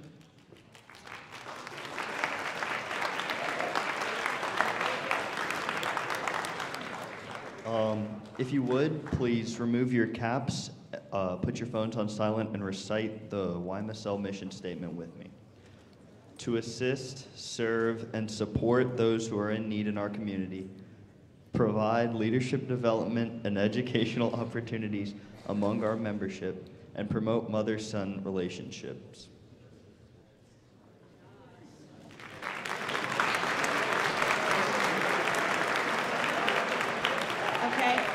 Now let's log on to your phones to slido.com, and the event code is R096.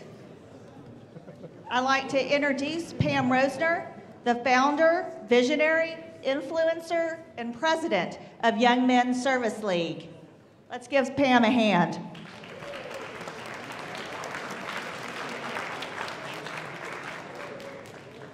Good afternoon, everybody. This is an exciting day for us. And before we go any further, I did want to thank Nancy for just the phenomenal job that she's done getting this event pulled together. It's not an easy task, and she has done great with every little detail with her team. So if you can give her a hand, I'd appreciate it.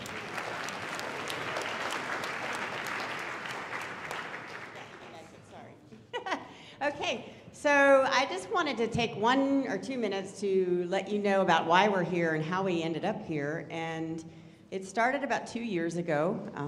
We were seeing, from the national board perspective, just a lot of troubling crises coming up, and in our, not our boys your age, but our boys 20 to 30 years old who were on from Young Men's Service Leagues, navigating life and trying to get through college and beyond, facing difficulties with addictions. We were having deaths amongst our members from addiction issues, or overdoses, or alcohol poisoning in college, etc. So it was really heavy on our hearts about the fact that we are involved with so many young men, and how can we maybe change that moving forward in the future, because you guys are precious to your moms and your families and to us. So we started conversations with an organization in Georgia called Pathways to Life, because it was very important to us to come up with something different. We didn't want it to be, don't do drugs. You've heard that since you were in kindergarten, right? We needed to give you some more reasons to understand why it's a danger to you, what some of the things are that can come when you're navigating life and making decisions that maybe improve your chances to do better in life and reach your full potential, because that's what we want for each of you. So we're very excited about this partnership. We kicked off this curriculum this year, and at this time I want to introduce our key speaker, who is Ryan Stringfield. He is the director of Pathways to Life, and he and I have been working on this journey for a while, and so excited about this day. So if you guys can welcome Ryan for me.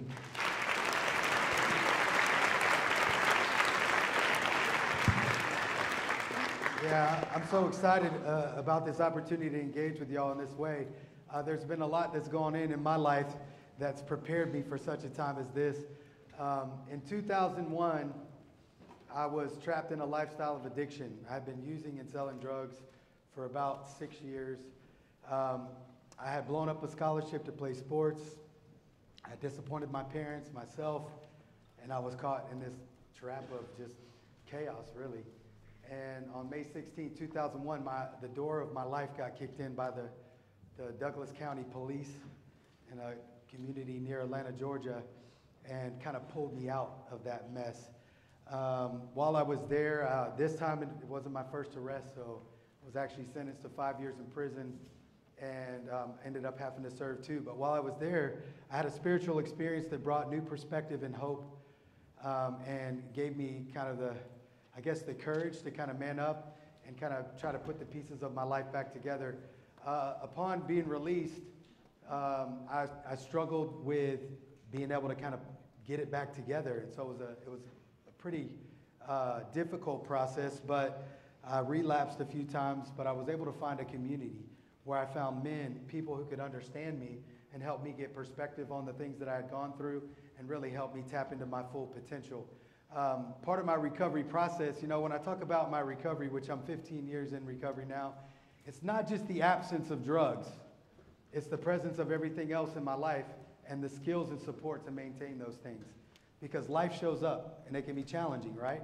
And it's the things in our life sometimes that can keep us from overcoming, but by God's grace, I'm still overcoming. So part of me in my recovery process was also rediscovering my voice and my passion and calling, which as a young person, my dream was to be a coach and a teacher, right? Not an addict and a felon.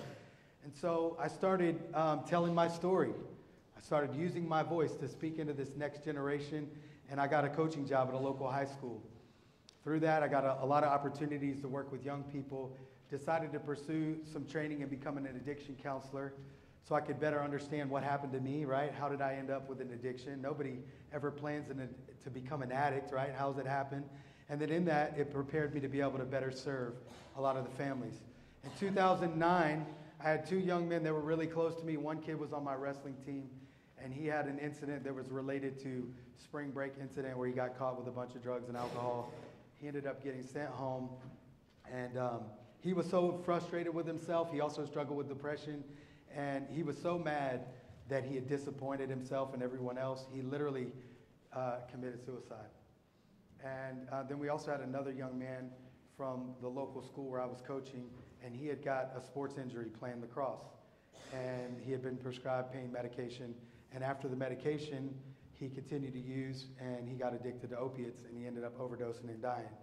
So I kept getting pulled into conversations with parents and with school leaders and city leaders, and they're like, what are we going to do? And so in 2011, we started entering into the school space and really started to educate young people. Now, since then, since 2011, Pathways is currently now in 30 schools on an annual basis. And I mean, I've got to share my story with literally hundreds of thousands of kids and work with thousands of families to try to help young people live out their full potential. So it's really a privilege for me to be able to be here today, one, because I made it out, and I know that I was rescued from something for something. And that something is to come back and empower this generation with things that I didn't necessarily have and information that I didn't really understand, right? So our vision is for young people to reach their full potential. That's what we're all about.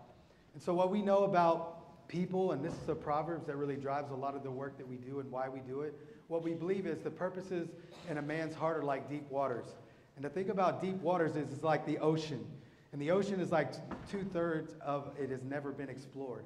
And a lot of times we know a lot about ourselves, but like the depth of who we are as men and women, a lot of times we never really tap into all that I believe that God has placed within us. And so along the way, sometimes we get caught up, right? We lose sight of those things and we don't really get into our full potential. The other part of that Proverbs is that a person of understanding can begin to draw them out. And so for me, in my personal story, when I started to get real traction in my life is when I had people that had a lot of understanding helping me navigate things that I didn't really know how to deal with, right? I didn't know how to get off drugs. Somebody helped me that was in recovery, that overcame that, helped me do that. I didn't know how to navigate dealing with anxiety on a daily basis and how to cope and manage that. I didn't know how to have healthy relationships and boundaries. I didn't have a healthy view of myself. I didn't understand my value. It was always tied up to what I was doing versus who I am. And so even now to this day, I don't know what I'm doing in leading a company, so I have men that lead companies and women that lead companies and nonprofits, and I go and I sit with them to get understanding. I'm married. I've been married now for coming up on 10 years, and I'm still learning how to do that. So I've got men that I respect and honor in marriage that I go to, and I say, hey, how can I be a good spouse, right? I have 2 boys now that I have to raise. So I have a 4-year-old son. His name is Josiah, and a 2-year-old son named Asa. And so I'm the same thing. I'm pursuing counsel and people of understanding to help. So here's one thing we know as an organization. You can have talent, you can have abilities, and you can have opportunity, and even the greatest support system around you. But what we know is that doesn't always equal 100% full potential. And the reason why is because there's so many things in this world that can keep us from achieving and attaining these things. What we believe is that as people, we're all on a search for significance. We're looking for the answer to 3 questions. Who am I? It's one of identity. We're looking for where do I fit in? It's an issue of belonging. And my purpose, why am I here? And so for me, a lot of times when I was young, I was like, oh man, that's what you do when you get older, right? But right now I'm just gonna live for the moment. I'm gonna have fun. And then I know teenagers, y'all are fun machines.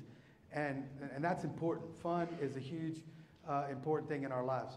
But what happened for me along the way is I looked to the world for the answers of how I found fun, right? And so there's a lot of things out there that present themselves as incredible things, and that we think and seem are right for us, but in the end they can be really dangerous. And so if we look to the answers to the world for the answers to these questions, we're not going to get the answers that we're really looking for. And here's another thing that tends to happen to us. None of us really plan for bad things to happen, but what are we going to do when life shows up and punches us in the face? And it happens to every one of us, right? We all have obstacles and challenges that we have to overcome. And I don't know what it is for you, but maybe it's one of your parents decided they didn't want to be in this family anymore and they walked out.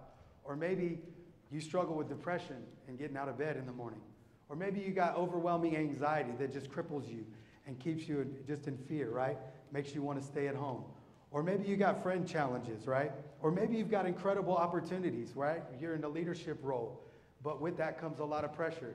Maybe you've had an injury that's kind of challenged the dream of being a sports player, right? And so whatever that is for you, we all have challenges. And so what I've learned for me in my life and other people's lives is 10% of our lives is what happens to us. But the other 90% is how we respond. But here's what I know is as people, we don't take time to really consolidate and think a lot about what's going on with us. And so what we do is naturally, anytime we have something that's uncomfortable, our natural tendency is going to be to pursue relief. And what you need to know about this is that this is actually a brain statement. This is all about your brain. And teenagers, your brains are still under construction. Part of the construction is about developing a whole human being, one that's capable of overcoming challenges and living out your full potential. But one of the things that your brain is doing in this season of your life is developing your strategies for navigating pain and coping with it. And so what happens is, a lot of times the way that we are coping and connecting in this stage of our life is setting the deck for how we're going to cope and connect in the future. Now, the unfortunate thing is that if we start to connect with our peers around things like I did, like tobacco was one thing. I started playing sports really young, was gifted at sports, and on one of my teams, I had a coach and a couple players on the team, and they dipped Copenhagen. And so I took a dip one day. It was during one of our games. I was playing right field. Let's just say that I had that dip all over my mouth, right? I put it in my mouth. I wasn't good at it. And so I was out there just kind of swaying in the outfield. And I remember coming in after the inning, and my coach was like, you got to come out, and throwing up all over myself, right? And of course, I didn't tell my parents what was going on, but here I was in this situation, and now I had a terrible experience, but it was something that I was drawn to again, right? Bad outcome, but I wanted it again. And then in my friend group, here we're drinking alcohol, and one of our coaches, he was old enough to buy us alcohol, and he bought us alcohol. He became our alcohol plug. And so, there's a lot of different ways that we start coping and connecting sometimes as young people, and we're unaware of how those behaviors, they don't just stay in one place, they tend to progress. And the other challenge that we live in a life right now, our lives are a lot like this iceberg, all of us. We live our lives on the surface, right, which is 10% is what we know and what we can see. But there's also a whole lot of other stuff going on beneath the surfaces of our lives, and we're not really in tune with it, and we don't understand it. And so what happens is a lot of times we're making decisions to deal with the surface, but we're not really touching the core of who we are. There's so many challenges that we have. Sometimes it's physical, then intellectual. How about emotional and navigating that? And then, of course, the social, right? The things that are going on in the world around us and in our friend groups. And then you also have the spiritual questions of life. What is this all about? But then you also have this neurological thing. And so it's a lot more complicated a lot of times than we really understand. Every time I talk with young people and families, I'm asking them, we'll be engaging them about what their situation is. And a lot of times we're not connecting the dots, right? We're just we minimize, we rationalize, we justify, but we really don't understand what's driving a lot of what's going on. And today's world is all about access. And so the unfortunate thing is with all the challenges that we face, right, it's evident. There's challenges all around us, inside of us and outside of us. And the world is all about access. The stuff that you have access to as young people, most of us, we didn't get access to the information and the content till we were into college, right? And so it's incredible to have access, but what the problem with that is that we live in a society with whatever is accessible is now become acceptable. And so you can pretty much find any information you want out there to back up any decision you want to make. And all that might seem like a good thing. We know that that's really dangerous.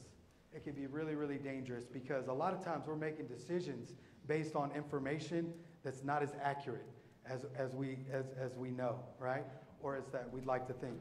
And so what happens is it makes it really, really difficult for you all to navigate risk because you're understanding, you have a lot of information, but not a lot of understanding. Now for me in my life, early on in those initial experiences that I had, I never really opened up. I mean, they weren't life-giving situations like my first experience with alcohol. I got in a lot of trouble. I got caught. I got grounded, and I even threw up everywhere. But I never really processed, right, with anyone else what was going on. I never was talking about the evening with anyone, right? Even if I got caught, it was kind of like give them the bare minimum, right? And so what would happen was it started to drive me further and further in isolation. And so what I know is now is that a lot of you and even me at one point, we're surrounded by people, but we're really all alone with ourselves and what's going on with us.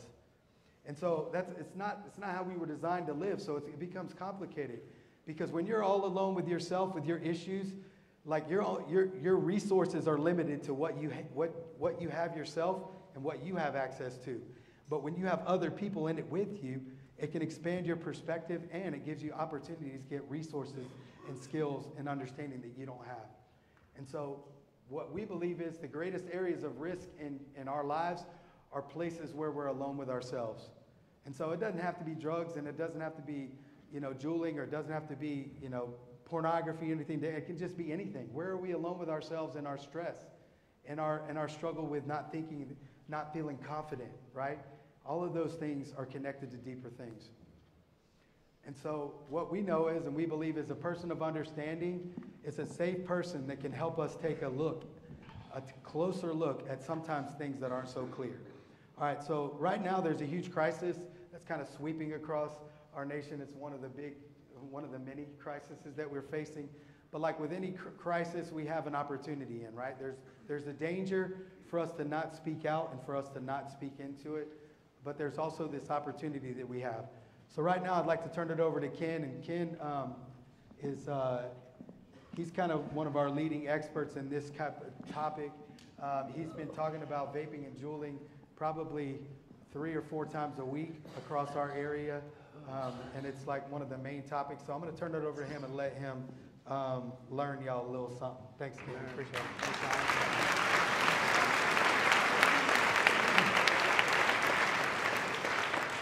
Thanks, Ryan. It's good to be here today. Y'all doing all right? All right, everybody kind of stretch, right? All right. So it's good to be back in the Metroplex. I went to graduate school in Fort Worth in the late 90s. I'm originally from Florida, and so the weather suited me just well. But I have an 11th grade daughter, and I have an 8th grade son, and so I've kind of immersed myself into the young culture, into the families, and I feel like that's why I'm on this planet, right? It's to invest into the next generation. And so I know it's Sunday, right? It's 4 o'clock in the afternoon, and you're here. And so I don't want you to necessarily look at this as an information, right? Anybody can give you information. I want you to look at this as an opportunity of investment. And here's what I mean by that. Y'all have a circle of influence, right? And y'all have people that you're going to be able to impact. And so in this room, what I see and what you see is kind of surface. But as Ryan talked about, there's a lot of stuff going on in the heart of a person. I know when I was a senior in high school, I went through one of the biggest challenges in my life, as far as being rejected and what that felt like. And I kind of masked it on the outside. I was smiling. I had epic pranks. I was laughing and cutting up. But on the inside, man, I was hurting. And I was coping, right? I wasn't coping in a healthy way, but I was coping in the best way because nobody escapes this planet without some pain. And so it's a matter of how we manage that pain. And we're going to dig a little deeper, right, into this issue of juuling and vaping. Because, look, as Ryan talked about, it's that surface thing. It's that top 10%. So we have a tendency to attack that and say, just stop juuling, right? Just stop it. Well, that's not gonna fix the situation because the reason that people do it isn't a surface answer. It's stuff that's going on underneath the surface. So we're going to look at this real quick. The beneath the surface stuff of why this happens. This is the motive that's driving it, right? So I've been reading some of your questions about peer pressure and how do you avoid it? How do I tell my friend to stop doing it? And see, as I talk through this subject, and I do it often, I know that we're going to hit a topic and we're going to hit on something that's going on in your life. Now the question is, will you bring a person of understanding into your life to help you cope with that? And in this room are leaders, so you can change your culture. You can be that person of understanding that somebody needs when it comes to coping with issues in life. Because here's what I know. We probably don't identify with people in their high moments. We identify with people in their pain and what they struggle with, because then the ground gets level and we handle stuff. So this is the reasons, for the most part, that people would vape or jewel. Or you could really probably put any substance up there, but we're going to stick with just this today. And all of these are pointing to two areas, relationships and emotions. And in this room, you sat, I kind of watched y'all come in, you sat according to the people that you feel like you belong with, right? And there's nothing wrong with that. And everybody in this room has emotions, whether we express them in a healthy way or not, they're just there. But for the most part, the reason that teenagers are vaping and juuling isn't because they woke up one day and said, you know what, that sounds like an awesome idea. I think I'll just go out and get one. No, there was usually somebody who introduced them to it. Or there was a situation in their heart that they were trying to manage, and they heard or found out that this might be one way to do it. Or, look, because it's cool and fun, right? And there's nothing wrong with fun, but there's a lure to it. You know, it matters how we achieve and get that fun. And so being fun and cool is a matter of belonging. It's a matter of fitting in. And so when you look up here on this list, you see to share on Instagram or to do tricks. And all that's about us. It's about feeding something. It's about wanting to fit in and belong, have people notice us. You know, the fact that they're undetected says a big thing. It means this, I got to hide something, right? But if you're having fun and got to hide something, there's probably something not really healthy about that. To cope with stress, and nicotine's the drug really that a lot of people are turning to handle stress because it brings it down pretty quickly. But when you come back out of that, you're usually entering into a stress at a little higher level, right? And so you're going to have to take another rip to handle that. So Ryan kind of introduced this, but this is one of the big, the 90% underneath the surface issues. And this is our idea of where do I fit in and where do I belong? Listen, we ask this question at home. Right? Where do I fit in with my mom and dad? Where do I fit in? Do I have to perform, right, to get accepted?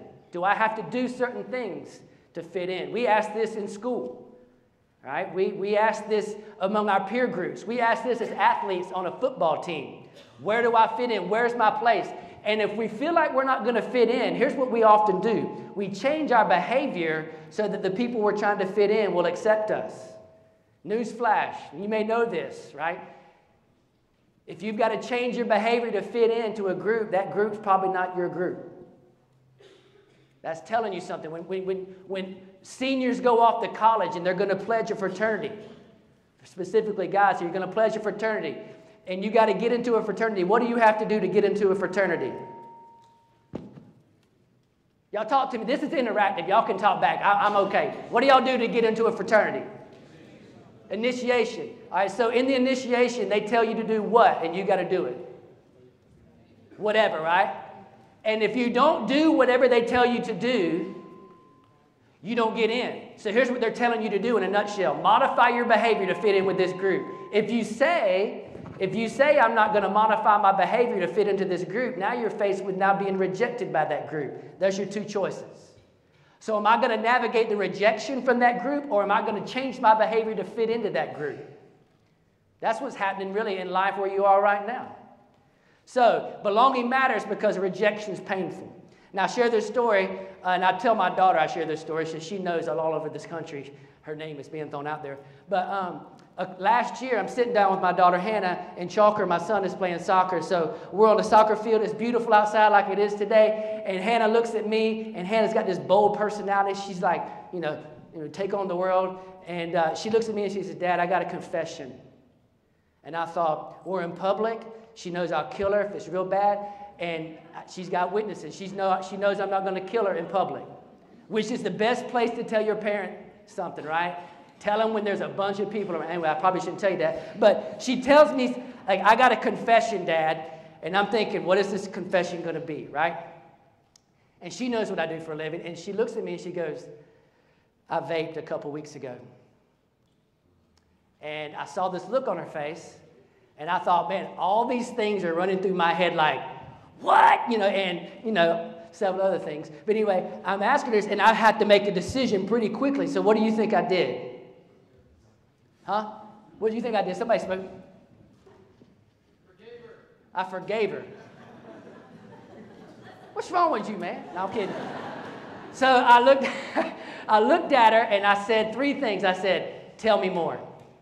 So I saw her kind of relax a little bit. And she said, I was around 4 of my girlfriends, my friends at school, we were girls, and she was like, and we were all getting ready for midterms, and our stress level was pretty high. So they said, hey, Hannah, if you'll vape, listen, it'll bring your stress down some.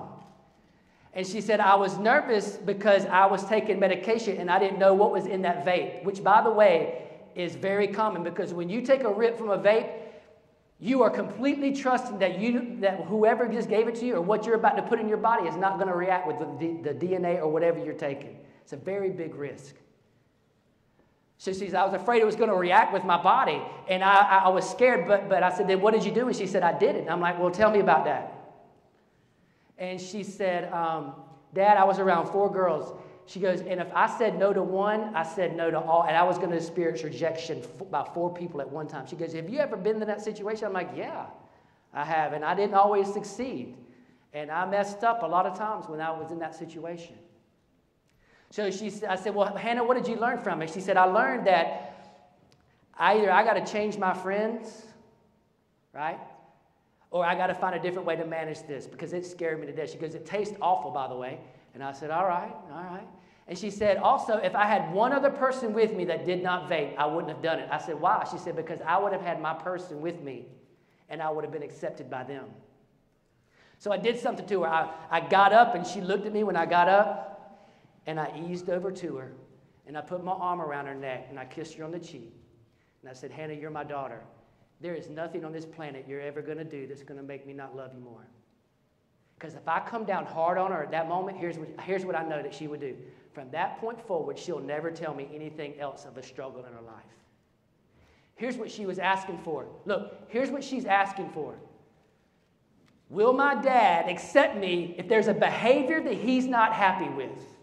The answer to that question is yes, but now I got to show her and bring that out. So I'm being the person of understanding with my own daughter, and now I'm trying to help her be a person of understanding with her peer group. So rejection is painful, and to say it's not, listen, we avoid rejection like the plague. Nobody likes to be rejected. So to avoid that, we often change our behavior so that we will be liked. But in doing that, we have to be very careful because, as Ryan said, some of the things that we can change to can be very dangerous. Relationships should be life-giving. They should be people around us that are not just interested in what they can get from us, but they're interested in what they can give to us. Y'all are in a position, look, that y'all are around your peer groups and you have an opportunity, listen, to literally change the next generation, to change the culture.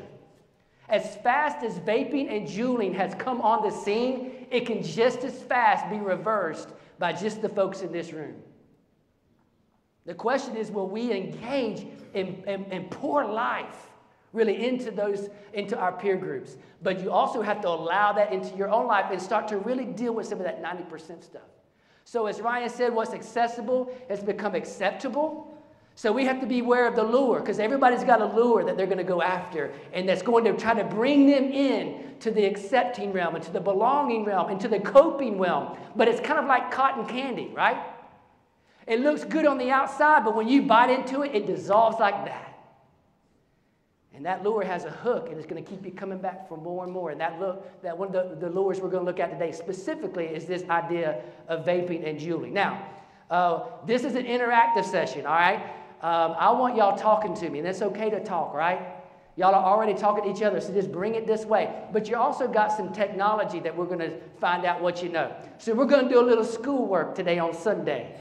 We're going to find out what you know about this area of juuling specifically. 3 years ago, probably no one knew very much about juuling. But today, it is absolutely epidemic through middle schools and high schools, and I see it every day. So, you get your phones out, we're going to ask some questions. Here we go. Is there a difference between vaping and juuling? Is there a difference? I'm going to give you a couple seconds. Is there a difference between vaping and juuling? It's true or false? That's either yes or no. So what do you think? Is there a difference? How many of y'all say yes? Raise your hand. There's a difference. Raise your hand. Like 3 people. Come on. All right. Is there no difference? Raise your hand. There's no difference. All right. Well, there is a difference. I'm going to talk to you a little bit about it. Now, juuling is a type of vape. And the two main differences rely in what you can put in it. Into a vape, look, people say that a vaping is safer than smoking. That was one of the questions. It has less toxins than smoking. However, you don't know what's in the vape. I've seen people from bath salts to crushing up Adderall with vodka in it. I've seen people have seizures because of what they got going in their body. Hey, they got marijuana in there. It's amazing. When I was growing up, look, if somebody was smoking a joint, you knew they were smoking a joint. You know how? Because they had a joint in their hand, right? And you smelled it. You walk in the bathroom like, all right, pothead central, here we go. All right, so you could smell it. Now, with the invention of vape, you could, listen, somebody could be 3 feet from you smoking marijuana with a flavor in it and you'd never know. Is that safer than smoking? So you can put a lot in a vape, but in a Juul, it's limited to nicotine and flavor, right? And then in a vape, you can refill it. In a Juul, they come pre-filled. Now, people try to bust them open and put stuff in it, but they're usually not very successful with it because it messes their Juul up. But who wants to mess their Juul up, right? So we found other ways to get that, but there is a difference. Juuling is just a type of vaping, and it puts us on a different path. This is the Juul. Anybody not know what the Juul looked like? Just be honest. You did not know. All the adults' hands, a lot of them. All right. All right. Everybody else, you know, 5 people don't know what it looks like. All right, good. Okay, so this is what it looks like. And what does it look like? A USB port. Why? Why not put in big letters, Juul? Why does it look like a USB port? See, so it's undetected, right? It's the most powerful nicotine delivering system that I know of. Yes, it is. Thank you. All right, so in every pod that you see right here, it contains nicotine and flavor. Or the pod that you did see contains nicotine and flavor, right? And you can plug it in. You put the pod right here at the top. You put it, that charges. It goes in here, goes in there, and then you got it, right? It's charging up. And it looks like a USB port, although it's very easy to tell the difference between a Juul pod and a flash drive. And parents or moms, if you want to stay afterwards, I'll give you a little parent session if you so like, and spend some more time answering your questions if you want to. But inside of every Juul pod here is about 200 rips. It's not uncommon to run across a teenager that goes through a pod a day. One pod is equivalent to a pack of cigarettes. About 20, but it has 4 times the nicotine content as a pack of cigarettes. 4 times the quantity. All right? So this is the Juul industry. On the right-hand side, you see a graph. Those are all the e-cigarettes, right? Notice the one that's going straight up. That's the Juul industry. That's the Juul industry, right? In 2016, it ran about $7.7 million. The end of 2018, it was at $80 million. So in a year and a half to 2 years, it went 12 times, it increased 12 times, which tells us that the addiction to this area is absolutely going off the chain.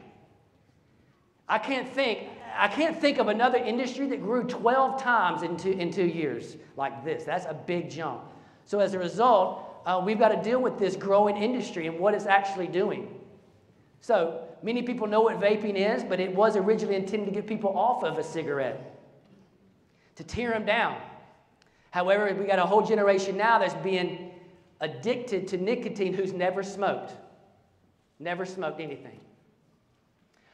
You can inhale it. Obviously, you have to heat this liquid. Anybody know how hot a coil has to get to go from liquid to vape? Nobody? So the average temperature is about 400 to 450 degrees. It's like sticking your head in the oven and breathing in. Don't do that. But that's what it would be similar to, right? You can put all kinds of stuff in it that we talked about, especially the synthetic things that are really taking people out.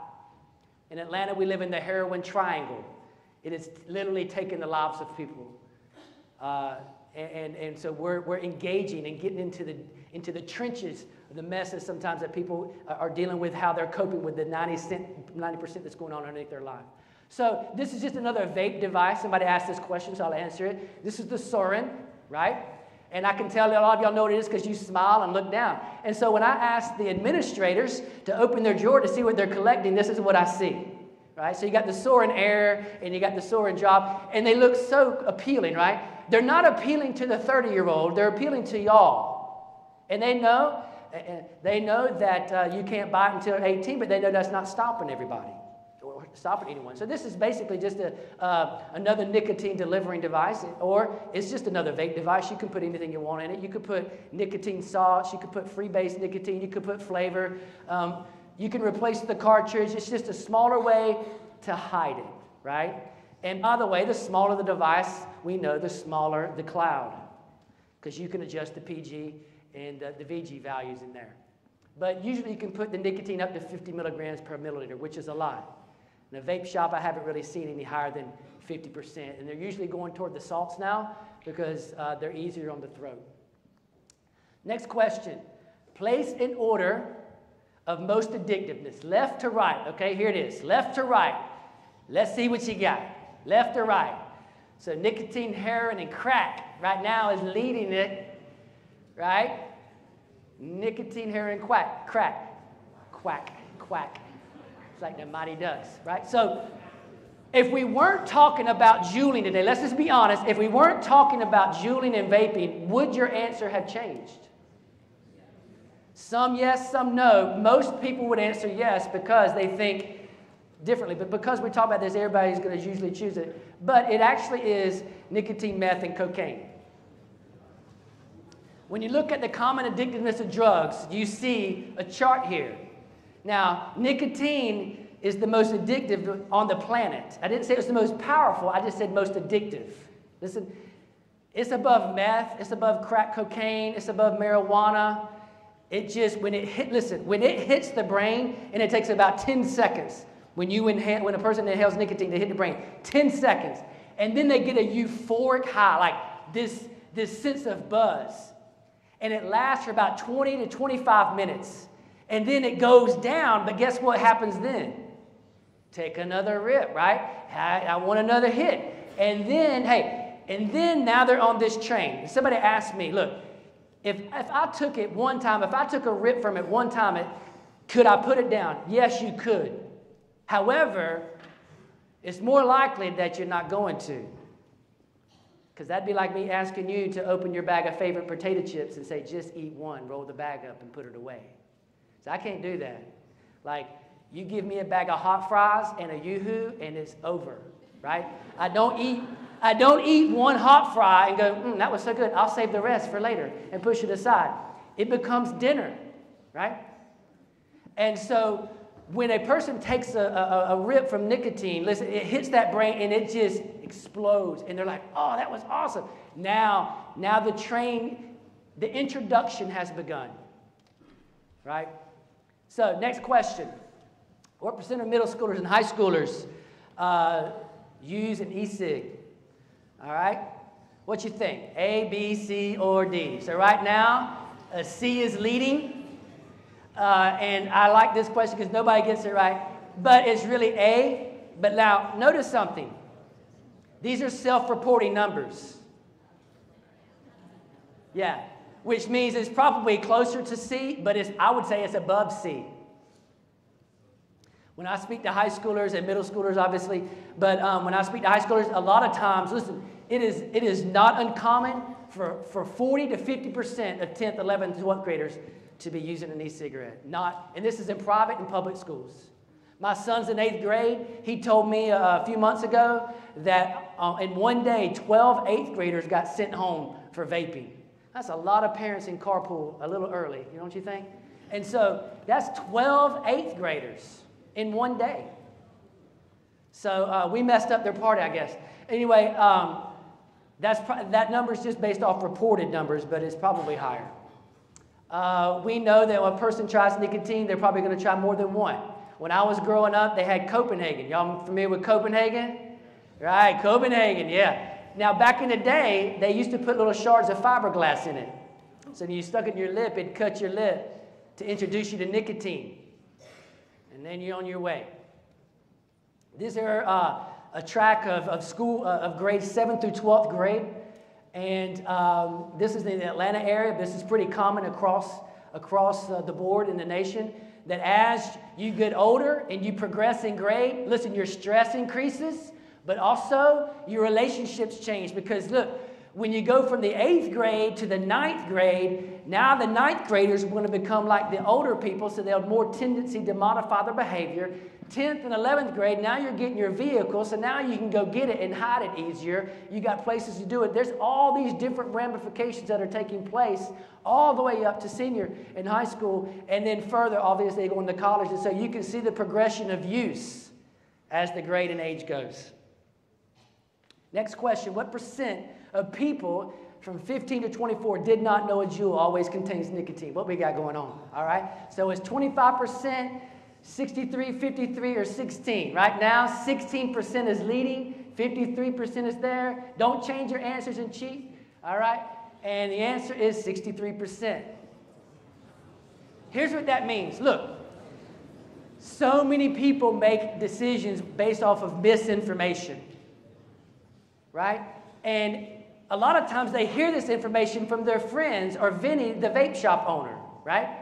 If your name's Vinny, I'm sorry, I didn't mean to offend you, but 63% didn't know. Somebody sits me down and says, you know, I'm juuling, but I'm non-nicotine juuling.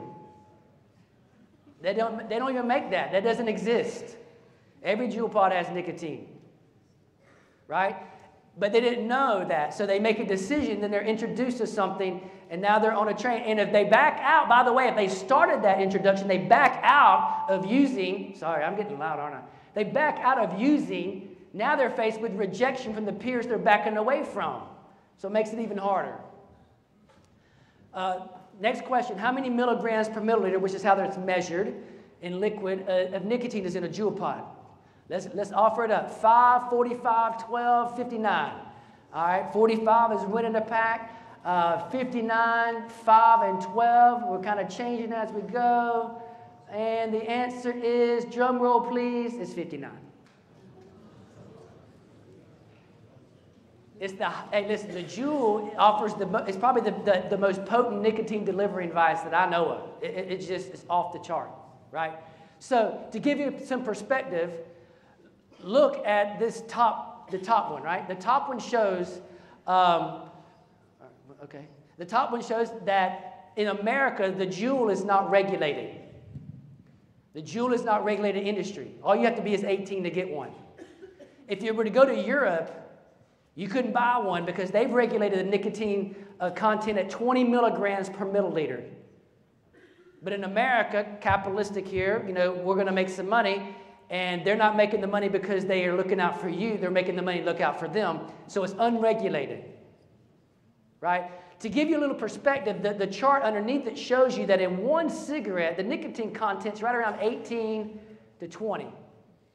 So if you take a rip, or if a person takes a rip from a Juul pod, they just increase 3 times the amount of one cigarette in just one rip. That's a big deal. It's a big leap. That means that a person would enter into that role not at 0, they're entering it at the highest level, which is 59, which means if you're going to try to meet that type of dopamine release, you've got to go higher than 59, which means usually they're going to enter into polyuse, which is they're going to add other substances to try to meet that addictive level. Are y'all all right? People ask me, look, I started juuling to get off of cigarettes. You're going in the wrong direction. 18 to 59 is the wrong direction. You want to go to 0. You got to tear it off because it's very difficult to break that addiction. All right? Y'all still with me? All right. If you don't go to sleep, you get a prize at the end. Next question. What percent of people break a nicotine addiction a year? All right? 10, 6, 3, or 15? And the answer is, most of y'all got that right, 6. Yes! All right, so let's put this in perspective for you. So, you're in school, right?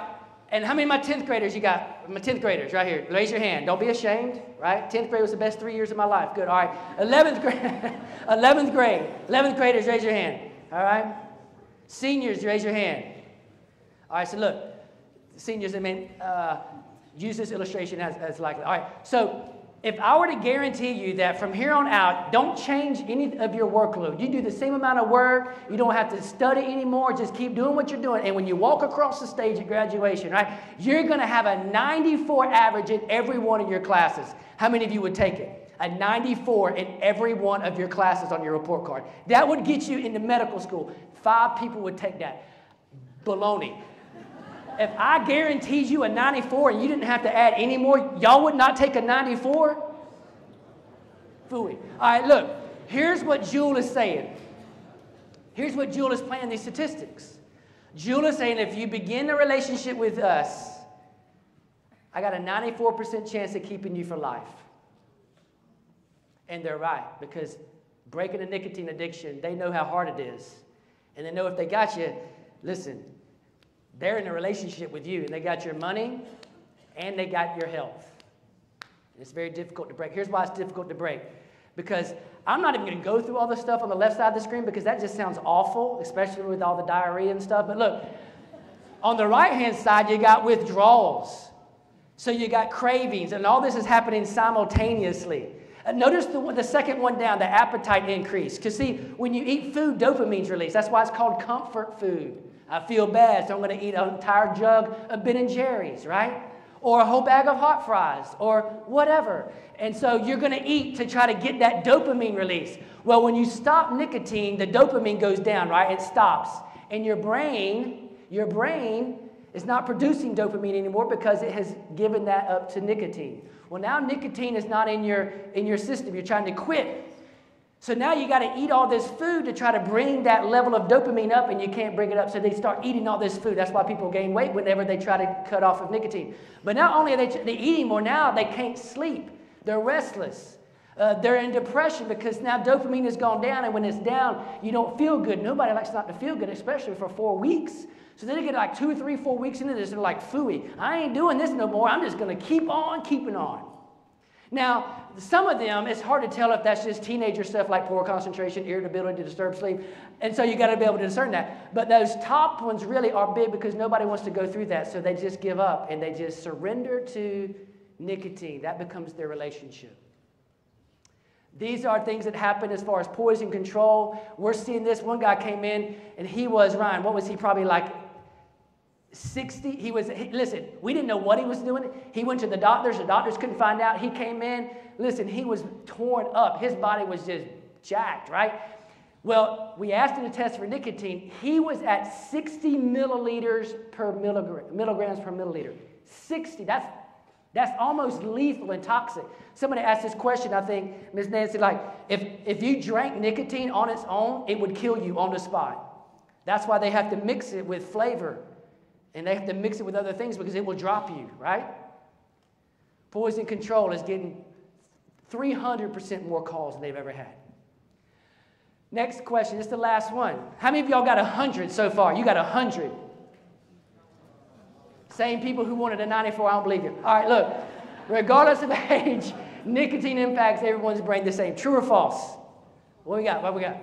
True or false? False. Are y'all sure? True. You're true. Or you're wrong. False. Okay. So, and why is that? Anybody tell me why that's the case? Your developing brain. How old do you have to be for your brain's developed? 25, right? So you're still developing. So whatever you put in your brain, whatever goes through your eyes, like porn. Ooh, it got quiet. The P word. I know. How about them Cowboys? All right, so that releases dopamine, oxytocin, all that off the chain, right? Right, it does. I just promise you. Look, food, technology. If I were to come to you right now, look, I did this to my daughter. I didn't even tell this in the first session.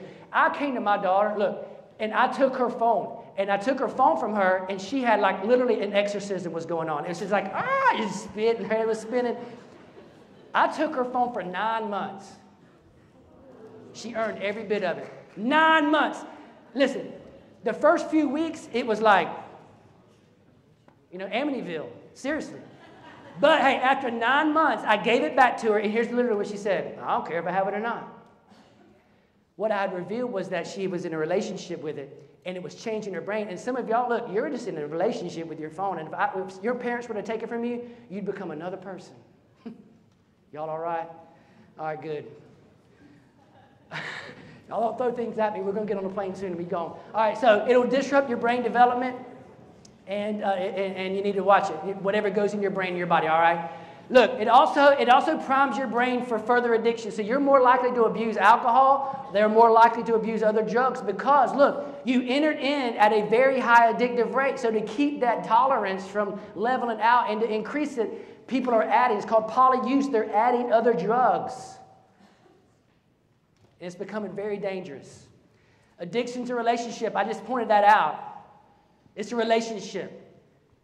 Like, that's why they carry it around all day. That's why they carry it around all day, right? And that's why they have it in class. That's why they can't go a whole class period without vaping or without taking a rip from their jewel. That's why it's in their sleeves.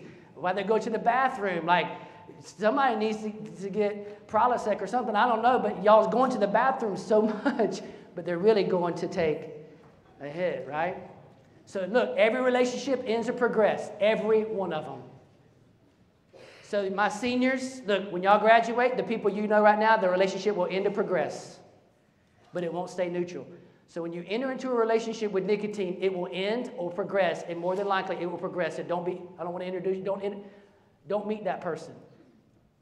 Popcorn lungs will come even if no nicotine. You're vaping flavor, thinking it's okay, it won't. It changes a chemical called diacetyl is changed, and it will scar your lung. Probable that you don't know everything that's in a vape. You're taking your chance. Be very careful. We've seen people go into seizures because they didn't know that it was going to react. But because it's fun and cool and they didn't want to be rejected, they took a rip, and next thing you know, an ambulance is on its way. Look, people are saying, hey, what if I just vape water? Well, why don't you buy a humidifier? But when you heat metal at 400 to 450, look, you will get nickel, tin, and lead into your system. It's impossible. That's a scientific fact. All right? So it causes inflammation in the mouth.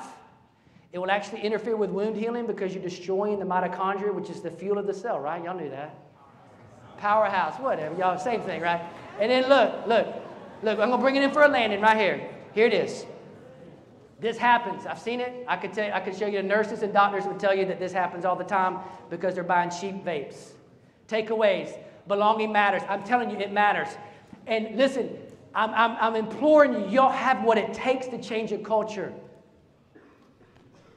Man, take the opportunity, change the world that you're in right now to change the world that you're going into.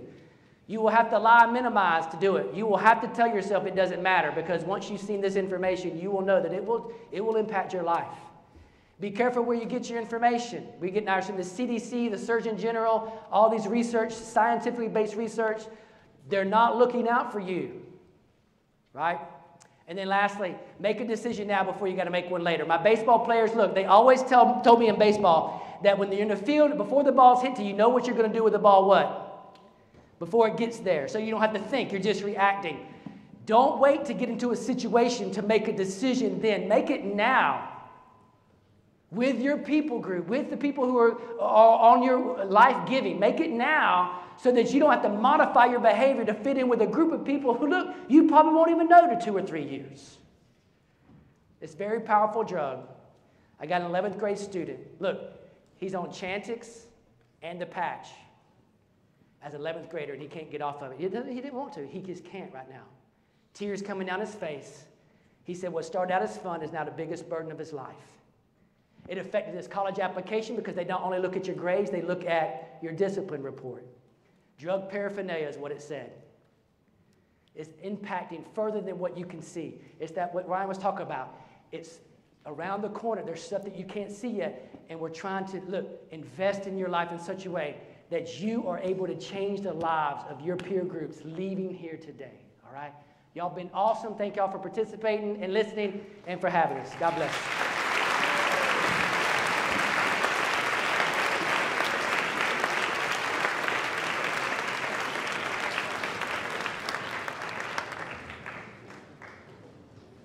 All right. Thank you for Ryan and Ken. I have a thank you card for you, Mr. Ken.